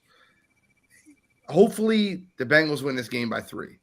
And I'm right, and the Bengals still win the football game. But everything I look at points to the fact that the Buccaneers are going to win this football game. I think it's a trap line for Cincinnati. I think it's a letdown game, and I think that the Buccaneers come back home after getting beat up at San Fran, have a good week of practice, and get back on the horse and win that football game. So give me the Buccaneers +3.5. And my lean, 100% lean, give me the over 48, 49, whatever you get it at, in Philadelphia versus Chicago. Chicago defense isn't stopping anybody. The Eagles offense should score 30 plus on them. And if Justin Fields plays, the Chicago Bears will score points because Justin Fields has been electric and been moving the ball outside the pocket, been running the ball, running for over 100 yards, multiple games this year. So the over 47, 48, 49, whatever you get it at, I'll take. That's it. Let me see where that over-under's at. 48.5. I was close. We got to move on. We got a Mount Rushmore bracket to talk about. And we're picking winners this week. And what are we doing? The 5-point thing and a 5-vote thing, how it works out. And then the listeners, or do you want to lower it to 3 votes so the listeners get more of a pick? Our votes have to count for 1 vote. I mean, this is only it's the Final Four, so. We agreed that the Final Four would be listeners voting. No, yeah, no, I know that, but I'm just saying, like, are we going to keep it the same voting for the finals, or like if we do 3 now, should we do 5 for the finals, or 3 what? 3 votes per host. So if we sweep, it's 9-0. It's really tough to overcome that. Fair enough. I like that. All right, where we starting? East or West, boys? I know where I'm going in both. I already understand it. And I've already thought about this one. There's going to be no wishy-wash for me this week. I know where I'm going in both. Where are we starting? It's starting the East, I guess. Starting the East. Boston versus New York. Listen, New York's Motorers Row is incredible. You got Babe Ruth, Lawrence Taylor, Joe DiMaggio, Lou Gehrig. It's incredible, but their run ends here, in my opinion. Boston's got the greatest quarterback, greatest football player ever to lace him up, and Tom Brady. You have Ted Williams, the best hitter ever, very comparable to Ted Williams, very comparable to Babe Ruth. So if you go Ted Williams or Babe Ruth, very comparable there. Football player, I give the edge to Tom Brady over Lawrence Taylor. And then you can continue to go Larry Legend, Larry Bird, or Lou Gehrig or Joe DiMaggio. I'm taking Bird. And then Bobby Orr's third best hockey player ever to play the game. Give me Boston in this one. I like Boston. I think Boston is the favorite to win it all. I hate picking Boston, but that is incredible. Like when you really think about it, you got the greatest football player ever. You got the sixth best NBA player ever. You have the greatest hitter ever. And you have the third best hockey player ever. I'll take Boston. Bill Russell did not make it on Boston's Mount Rushmore. We talked about this earlier, Nick Dolis. It was Bill Russell or Larry Bird. We did a poll in a lot of Boston media chats, and Larry Bird edged out Bill Russell. And listen, me and Control have talked about this before. And Bill, I don't know if he agrees, disagrees. He thinks Larry's overrated. I don't know. But I think I have Larry Bird 6th overall, 7th overall. I have Bill Russell outside my top 10. So I don't think I ever said Larry Bird was overrated. I just said I didn't have him 6. I said I had him lower in my top 10. Boston is very deep. It's a little bit of a stretch. List could have made the Elite Eight. Their backup list could have made the Elite Eight. Bill Russell, David Ortiz, like their backup list could have made the Elite Eight. Who you got, Control? Or Bill, you going second? No, Control can go. I got Boston too. I think Gene's breakdown of it was very on point. You know, they got a lot of positional matchups that match up well. Obviously, you know, Brady versus LT, you know, you got to give the edge to Brady there. Although, you know, LT was as dominant as they come. And then across the board, Boston just, New York has those guys. Boston's guys are just a little bit better, you know. So I got Boston in this one too, and I would say before we seeded everything, and even when we were just thinking about cities and everything, Boston was one of those teams that I thought would be here in the end, and here they are, and I fully expect them to be in the final. You going New York or Boston? I'm going New York. Okay. I think I'll agree with Gene. I think football-wise, I think Boston has an edge with Brady over Taylor. I'll take Babe Ruth over Ted Williams. And the other two, I think, is where it gets tricky. I'll take Lou Gehrig over Larry Bird and a slight edge there. And I think DiMaggio and Bobby Orr are probably very, very close. Obviously, there's been way more baseball players and hockey players in the history of the sport. But Bobby Orr, probably better than Joe DiMaggio, but I'll go a slight 51-49 edge in New York. So I'll go New York. That's great for the listeners, though. They get to vote on something that's not already decided. So it's 6-3 going into the voting stage. We'll post both pictures on the Facebook page. We'll share it out. We'll have the finals right before next week. So we'll have that posted. So we got Boston right now up 6-3. They didn't win yet. We'll post it in the New York Yankees chat room. I'm kidding. We're not going to do that. But hey, listen, guys, get your votes in. Let us know who you like. Hey, if you're in the comments right now, I see 15 people live watching just on YouTube. If you guys are in the comments right now, comment what side you would be on, Boston or New York here. All right, so this one's pretty easy for me too. And I'll go first on both of them. I don't mind. So San Fran has Joe Montana, what I consider is the second greatest quarterback ever. They have Steph Curry, who is a top 10, 11, 12 player basketball of all time. Jerry Rice, who's the greatest receiver ever to step on the field. San Fran as a whole, and then they have the greatest baseball player to ever play baseball in Willie Mays. I think San Fran's unbeatable. I think San Fran's my pick to win it all.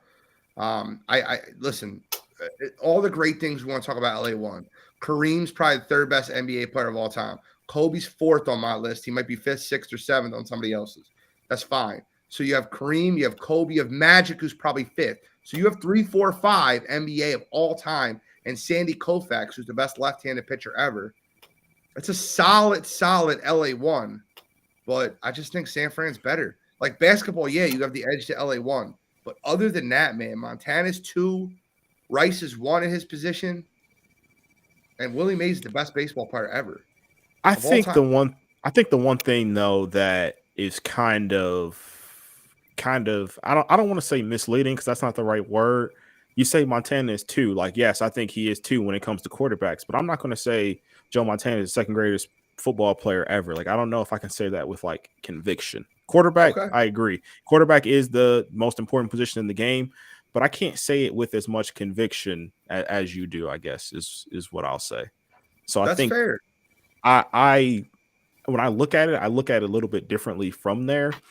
And, you know, if you want to break it down like that, I would say, you know, you're going to argue that Kareem is either the best or the second best center of all time.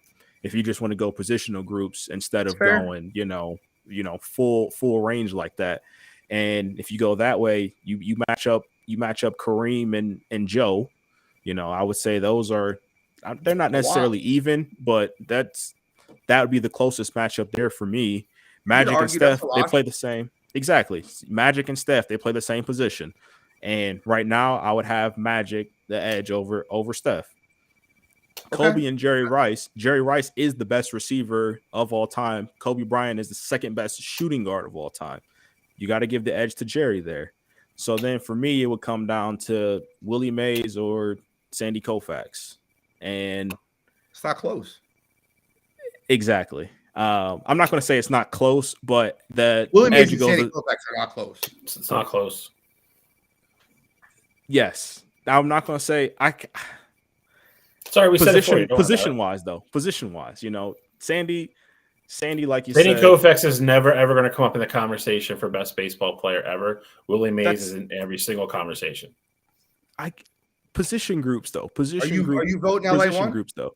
I'm going San Francisco here, but I'm going position groups because they got it. It was a wash. I think San Francisco wins 2-1-1. Like I think they won 2. I can see that. They lose 1, and they split the other. When we talk about football players, I know it's unfair because we're talking about positions, and I get that. I could see you saying that Kareem over Montana to make the argument for LA. I could see that. I can understand that. But Jerry Rice, if you like line football players up as a whole, right? Like all their greatness in any position, Jerry Rice could be number 1. He could be. Now, Brady is number 1 because he's the most important player at the most important position with the most championships. I understand that. But, what more could Jerry Rice have done? I mean, absolutely. And there's very few positions in any sport where there's no argument who the greatest ever is at the position. And if you want to argue Randy Moss, I'm going to tell you that you didn't watch enough Jerry Rice. It's the truth. Jerry Rice is like the Wayne Gretzky to his position. There's no argument.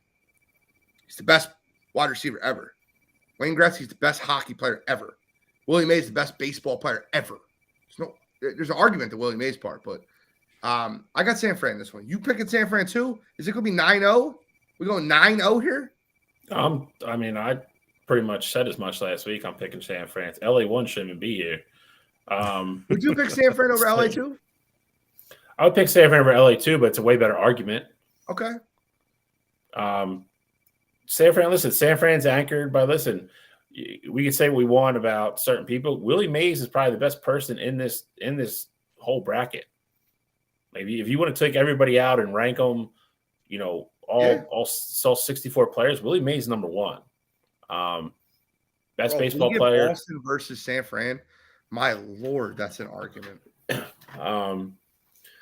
Yeah, I'll take San Fran. I mean, you're the second best quarterback. You can't have him really any lower than 3 or 4. I still think that trumps. It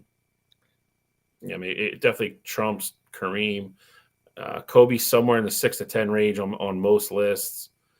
I think and Steph's a little tough because you still have to project a little bit. He's definitely the best basketball shooter in the history of the game. And I still think he has a chance to pass Magic. So, I do too. I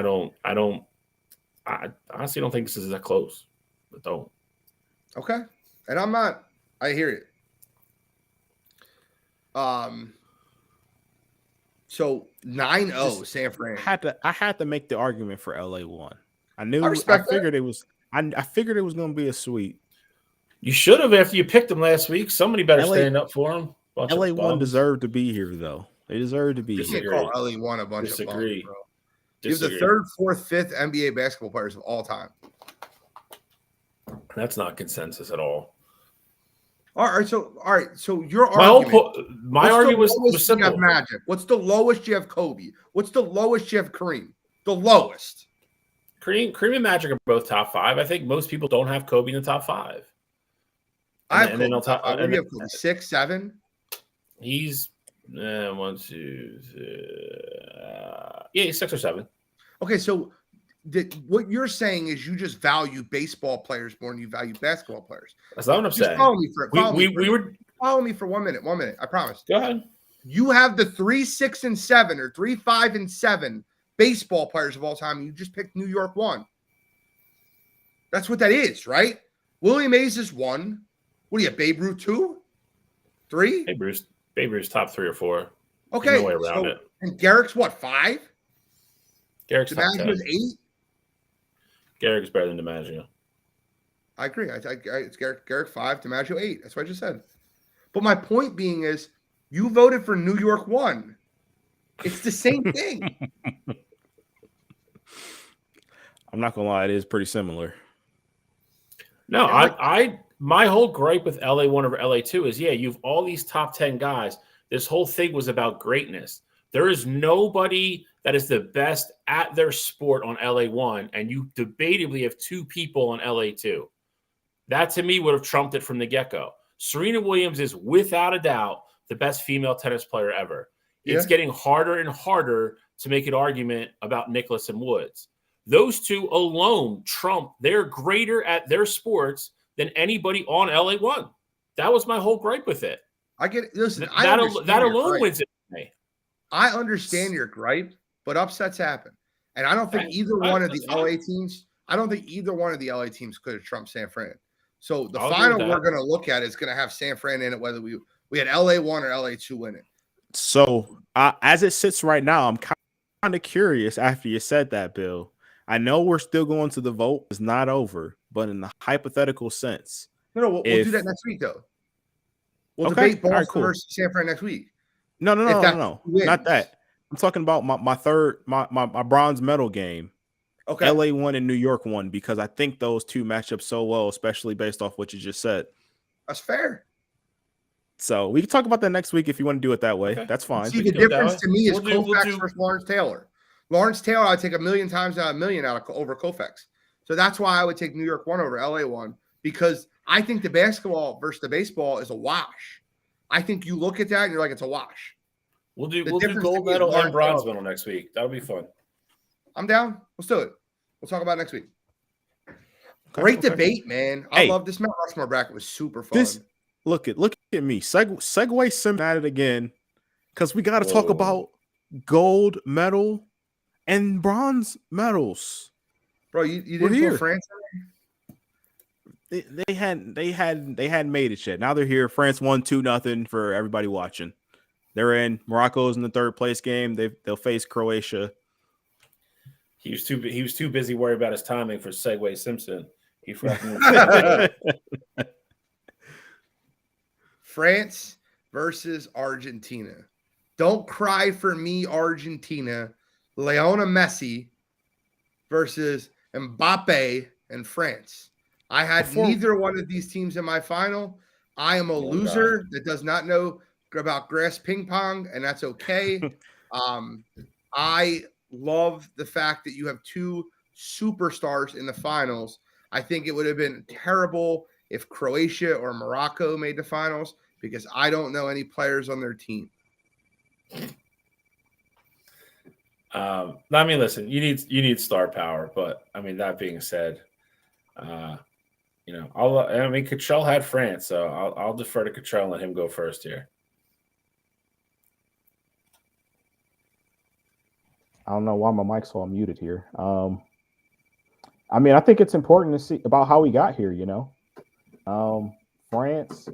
France played a good game today against Morocco. It was 1-0 for the majority of the game. They scored a second goal late, and Argentina is just they've looked dominant at times, and then other times they've just found ways to win. I think Argentina they've played sound ball so far, and they've had some penalties go their way. I feel like they've taken the most penalties so far of this tournament. But I mean, they're still here. There's a dominant game against Croatia. That game was never in doubt. And like you said, Gene, it's nice that we get two bona fide superstars on the biggest stage. Apparently, Kyle Edwards is 100% like you guys. I should just exit out and let Kyle join on. He's a huge kicky ball fan, grass ping pong guy. But he said that Messi and Mbappe are tied for the Golden Boot as well. Correct. So the winner of this game probably gets the Golden Boot too. No, it's about points. So, well, the tiebreaker's points. If they both finish with the same amount of goals, then it'll go to who has the more assists. If one of them scores the championship and the other one doesn't, that one will win the Golden Boot. Yeah, but I mean, it win or lose though. Even if Mbappe you sticking with France, or you sticking with your pick? Absolutely. France has looked exactly like how I thought they would look pretty much all tournaments so far. And I think my biggest thing right now too is France needs to be smart.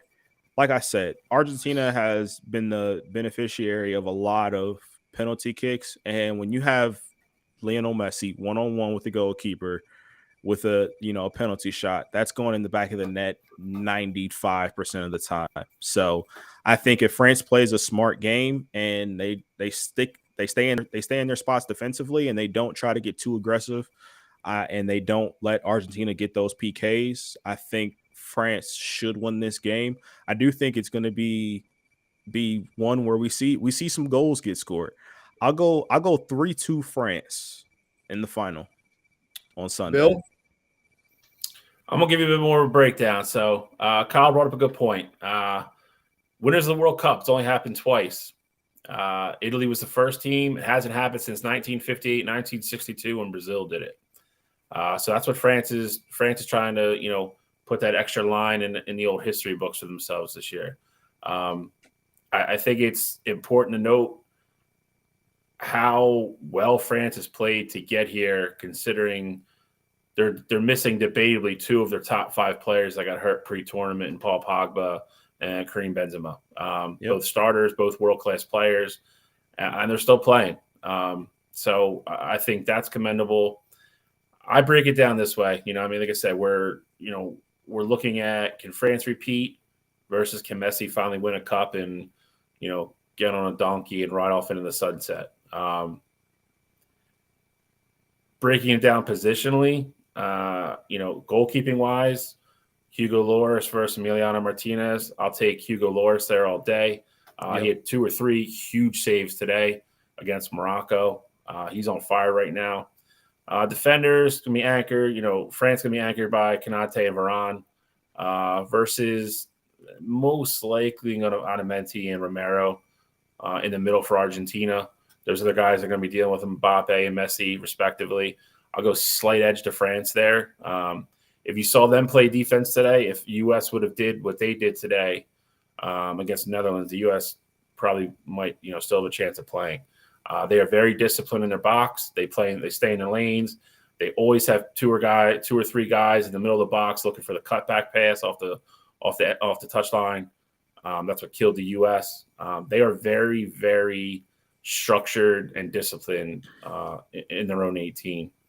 Midfield, I'm going to go slight edge with with Argentina. Griezmann's been great. He's played his ass off all tournament. Starting to look a little weird and a little tired. What? I said Drew too. Drew's played well. Yeah, he has, but he still plays more up top like a normal striker. But Drew kind of floats there. I counted him. I'll do the attackers next, but I counted him up front for that. But Griezmann's been holding it down. Again, he's missing Pogba. Drew would normally slot further back there if Benzema's still playing.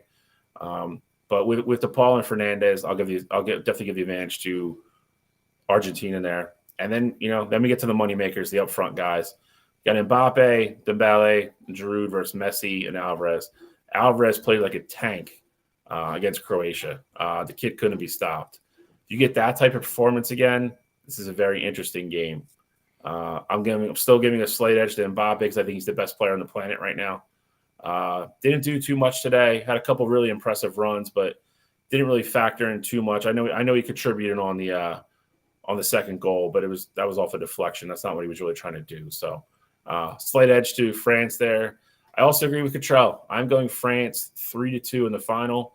I would bet heavy if you're going to bet this game on both teams to score. I would bet heavy on over 2.5. I haven't seen the numbers yet for over 3.5 yet, but depending on what they were, I'd probably lay some money on that as well. Anytime goal scorer, it's very hard to think either Mbappe or Messi don't score in this game. So if you're looking to put some such cheddar on the game, I think all those are very viable bets. Don't cry for me, Argentina. The truth is I never left you. I got Argentina. I'm going to go Argentina 2-1. Lionel Messi scores both goals, leaves on the saddle, World Cup champion, and just takes his shoes off on the field. Just never comes back. This just cancels his contract overseas like the last soccer game he ever plays. I feel like that I haven't seen yet that true chink in France's armor yet. That's why I feel like that's why I am where I am right now. Give me Messi, you could even say the England game. Like, I know Harry Kane missed the crucial PK in that game that would have tied it up, but just the way that France has been running, I don't see it. Okay, well, I'm going with Argentina. Give me Argentina. You already have them there. They're already in the winner's circle by himself. So good job. Ugh, man. Oh, we got some UFC talk. Let's get into UFC real quick, and then we'll do You Gotta Be Kidding Me. Here's my extent of UFC talk. I can't do that. There's people that are waiting for us to talk about this. But my extent of UFC talk would be Paddy the Baddy lost. It feels like a fixed sport, and I wanted him to win, and I still am telling you he lost. I'm not, proud enough to pretend that he did win. I think it's even more obnoxious that he's been on multiple shows talking about it makes him angry to hear people say he won. I don't know how anyone or lost. I don't know how anyone could see him losing. Like, I'm like, bro, I don't know if you watched the same fight I watched. Like, you should rewatch it again. And that was the big controversy tonight. And to talk about the light heavyweight title for a second, I'm glad it was a draw because that division stinks, and I don't think anybody deserves the title. Like, I'm just telling you like it is. The card, like the fights before that, were actually really good. I figured it would be. Usually those clunkers fights are exactly what I expected them to be. Absolute dog shit. And it was not worth my money. It would have been a really good fight night, if I'm being honest. Yeah, I mean, I think the only thing that sticks out to me was at the end when Jan went up and said, give him the belt. He won.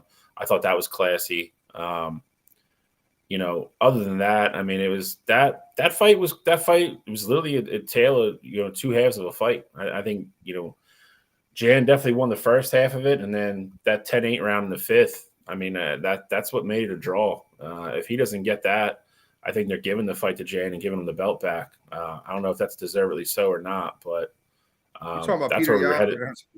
You're talking about Jan. Yeah. So that was the crazy part of that. The Patty fight was a disgrace from just the whole thing. You've seen the video with Daniel in the crowd with his corner acting like he knew it was going to be okay. It wasn't a good look. You have the video of Joe Rogan making a crazy face when they read the decision and saying Patty won. Not a good look again. Rogan went on the show and flat out said it's in his recent memory said it's the worst decision he's ever seen. Usually with these things, you get if it's a tough decision or close, you always get people, kind of like Gene said, like on both sides of the fence. Every professional fighter that watched that fight that was on Twitter all said it was robbery. Like nobody understands how Patty won that fight. And then you factor into the judging. I'm not sure if you guys saw it today, but the judge, that Doug Crosby judge, is actually under investigation now. Yep. He was the guy that the week before in the Bellator. No. I'm going to get to that in a second. I think it was like the day before. I think he judged that fight Friday night. Maybe it was Friday night. I thought it was the weekend before, but he is the first judge ever to award a fighter that lost a fight a 50-45 scorecard in their favor. The other two judges had it 49-48 for the guy who won the fight. He had it 50-45 for the guy that lost the fight, and then flew to Vegas and judged this fight and messed this one up too.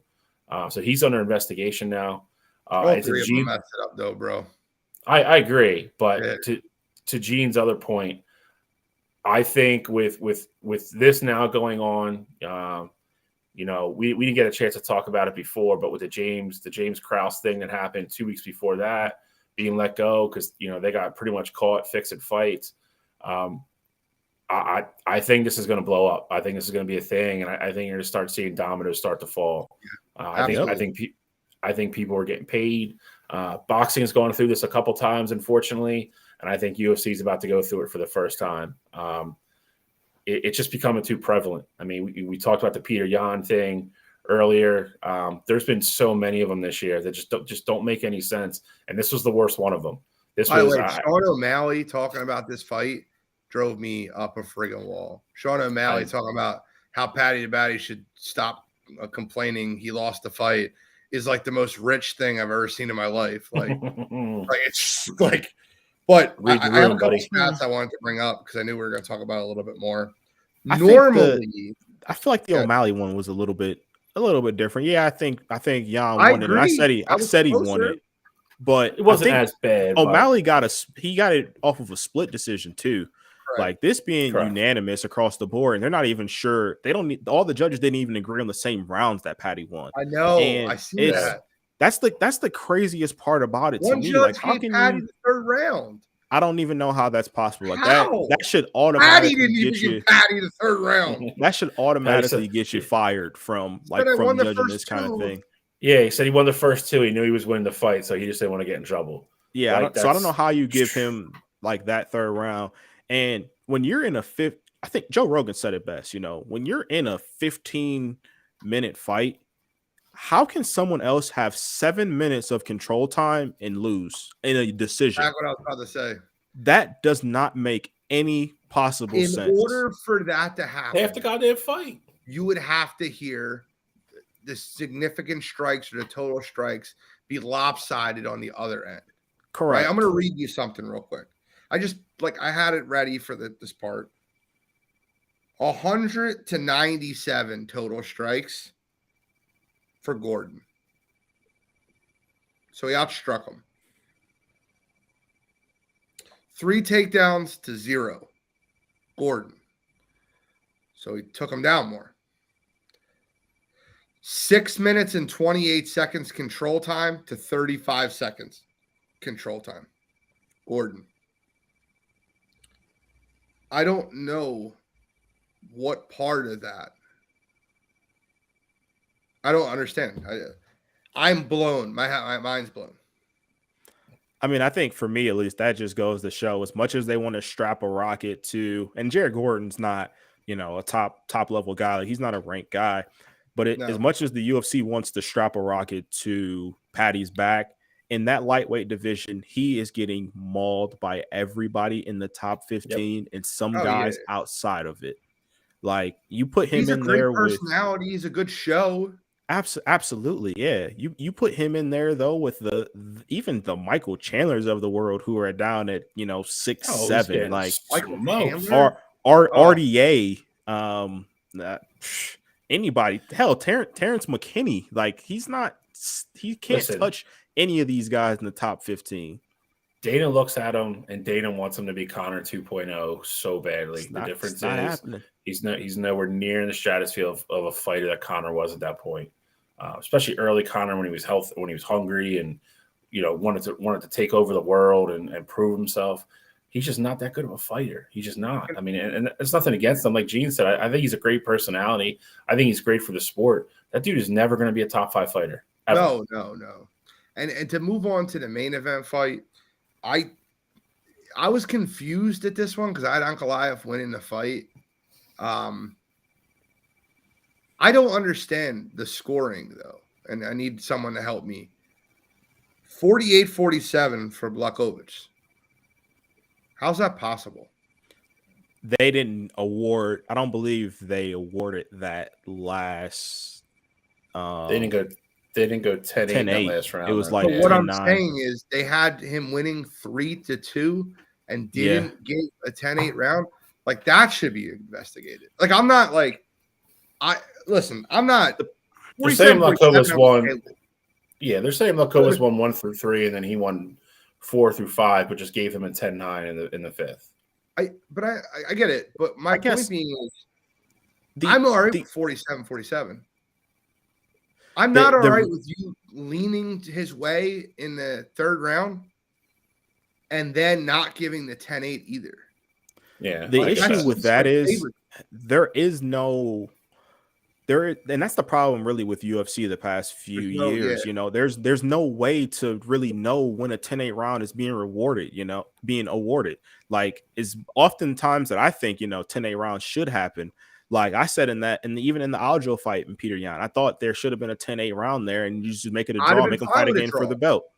But they don't do the 10-8 rounds consistently enough. Like, I feel like if someone dominates you for the majority of the round, like that should be a 10-8 round. And I mean, you even saw it with the first fight not the first fight, but another fight on that card, Darren Till and the guy he fought, Duplessis. That first round should have been a 10-8 round, and I don't believe it was on any judge's scorecard. And Darren Till was dominated for 4 minutes 30 seconds of that fight. So it didn't matter. I mean, Duplessis got the neck crank. Yeah, he won. So it didn't ultimately matter, but like the way that they do the judging in the UFC is so inconsistent, and that's why you have such an issue with it right now. And I absolutely think this is turned into boxing where you already have the outbreak of people fixing fights and things like that, and it's only going to get worse when you have all these fans that have been watching it for so long, and they know how to, they know what to do. The biggest problem with UFC should go. They are starving for stars, because the biggest time that they had was when the star era. It was the Conor Ronda era. And like, I'm not trying to be a smartass when I say this. John Jones was during that era.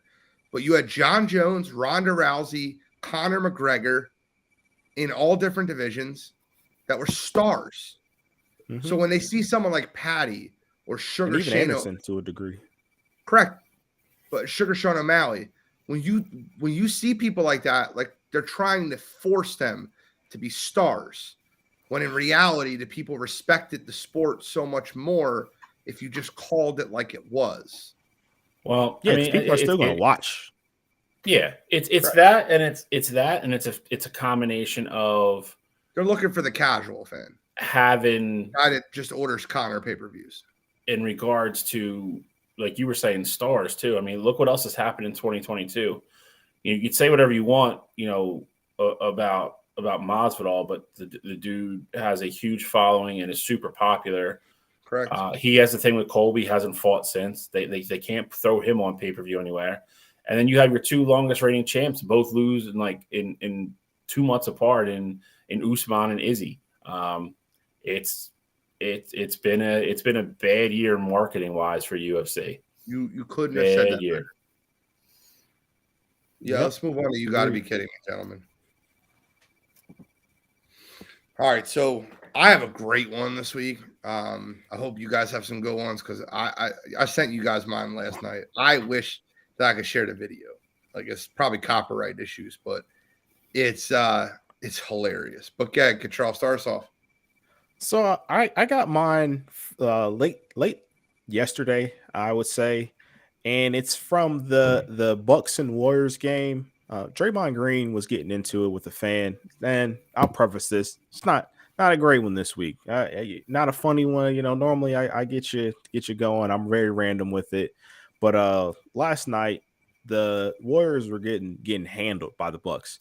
Third quarter, they're down 20, and a fan is chirping at Draymond, and Draymond gets the official's attention, and he's like, "Hey, I need you to throw this guy out." He's making a big scene about it. It was a dead ball at the time, and Draymond was not going to resume play until this fan was removed. Ultimately, security came in, they ejected him from the game, and he went on, about the game, and that was that. Come to find out, the guy was giving Draymond Green all types of death threats and giving just threats about him and his family, things like that. So I understand, it's your home arena. You're gonna be a heckler, like you're gonna get on these guys, especially if you're beating them by 20. But there's a line that you can't cross, and that is that line. If you want to say Draymond sucks, he's a horrible player, he should be out the NBA, things like that. I'm all for that, but there's a certain line you can't cross. And I thought at first, Draymond was just being a little dramatic to the situation because his team was losing, and he was kind of just being a sore loser about it.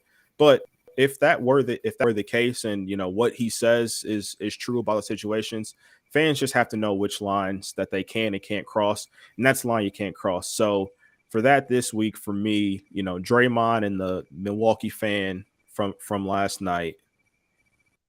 On, you gotta be kidding me. Yes, thank you very much for that, Control.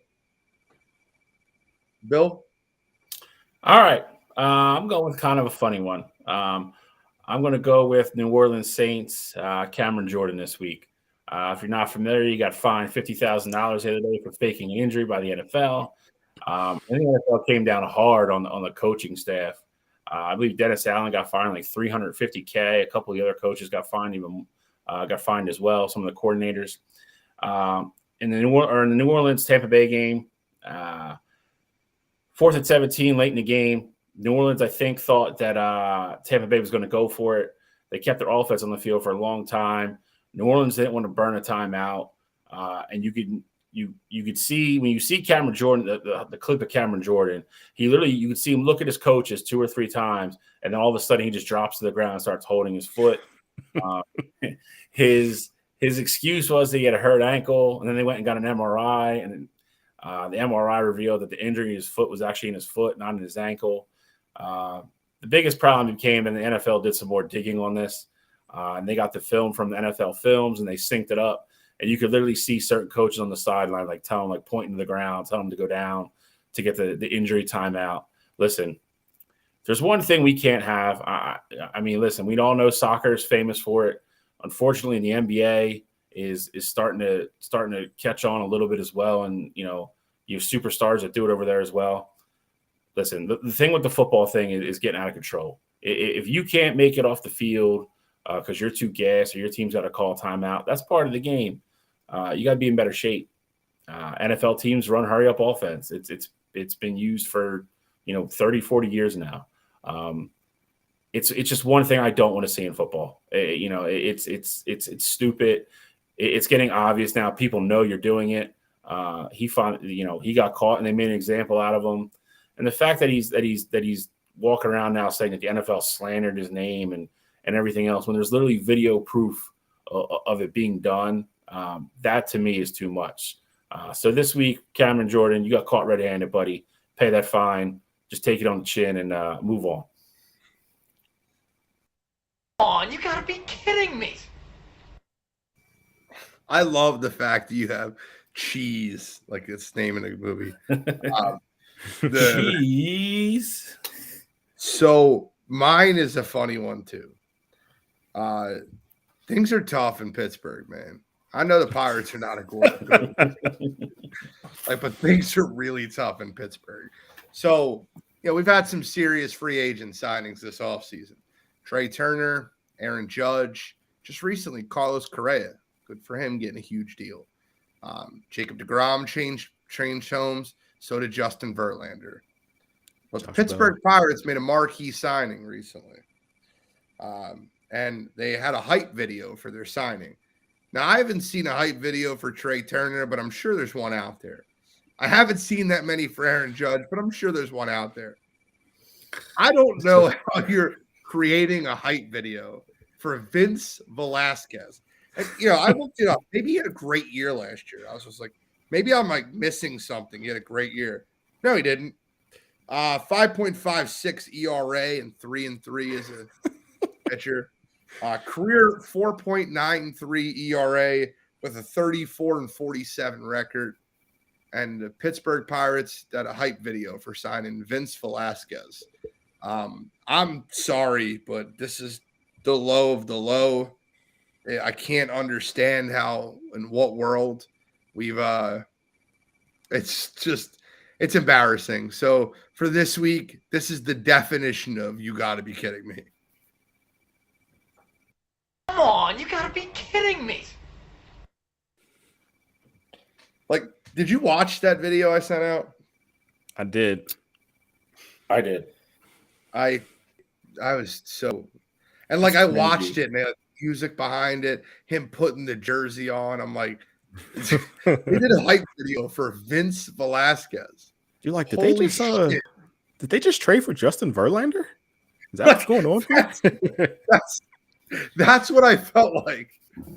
Do you know how disappointed you had been if you were a Pittsburgh Pirates fan and you signed on to Twitter the other day and you were breaking you see this overly produced video, hype video, they just got somebody, and then you sit there and watch it until the second minute and you find out it's Vince Velasquez. I would have just smashed my phone. It's oh man, you got to find a new team at that point. It's a shame, man. It's a shame that that team doesn't want to spend money. That ballpark is so beautiful. It's the prettiest ballpark in the major leagues, and they just won't spend money. It's wild. They had a hype video for Vinny Velo. Gentlemen, any final thoughts for the evening? I got nothing. Nothing comes to mind. I have a few. Please do us a favor. Download us on Spotify, Apple Podcasts, iHeartRadio. We have already surpassed October in December. November's been a record month. We're trying to catch it. Having a decent month so far. I wouldn't say we're on pace to beat November, but we're getting close. And if we continue that upward trend on our downloads, it's big things for us. It's funny because Cottrell said this to me before the show, but we're monetized on a couple platforms where we have money in the account. Not much, but hey, listen, it's a step, right? Always got to start somewhere. But hey, we appreciate all the listeners and support on Facebook, iHeartRadio, YouTube, TikTok, Twitter, whatever you listen to Wire to Wire Sports Podcast. We're gonna have the votes up tomorrow morning for the Mount Rushmore brackets. Cottrell's going to post the pictures, and then we'll do a heart or a care emoji. We won't do the like because that's too easy to click it. For the Mount Rushmore pictures, I will post the contest for Bowl Mania. It'll be for a hoodie, and we'll make sure we get the hoodies out to Ty and Joe Tillman, and I know there's their guy have his name written down, and Scott. So we have 4 hoodies plus these 2 for this contest. We'll be ordering 6 hoodies. Check out Cutting Edge Sports Apparel, CSAs. My man Kurt Hensman, Billy Brancato, Connie. Appreciate everything they do. They help us with the new design. And we got the graphic designer on. She's done a great job so far. She's getting us our 2 new logos. So you'll be able to have options for merch. So appreciate everybody tuning in to Wire to Wire Sports Podcast. Show 114 as we continue to grow and get better. And this is us signing out.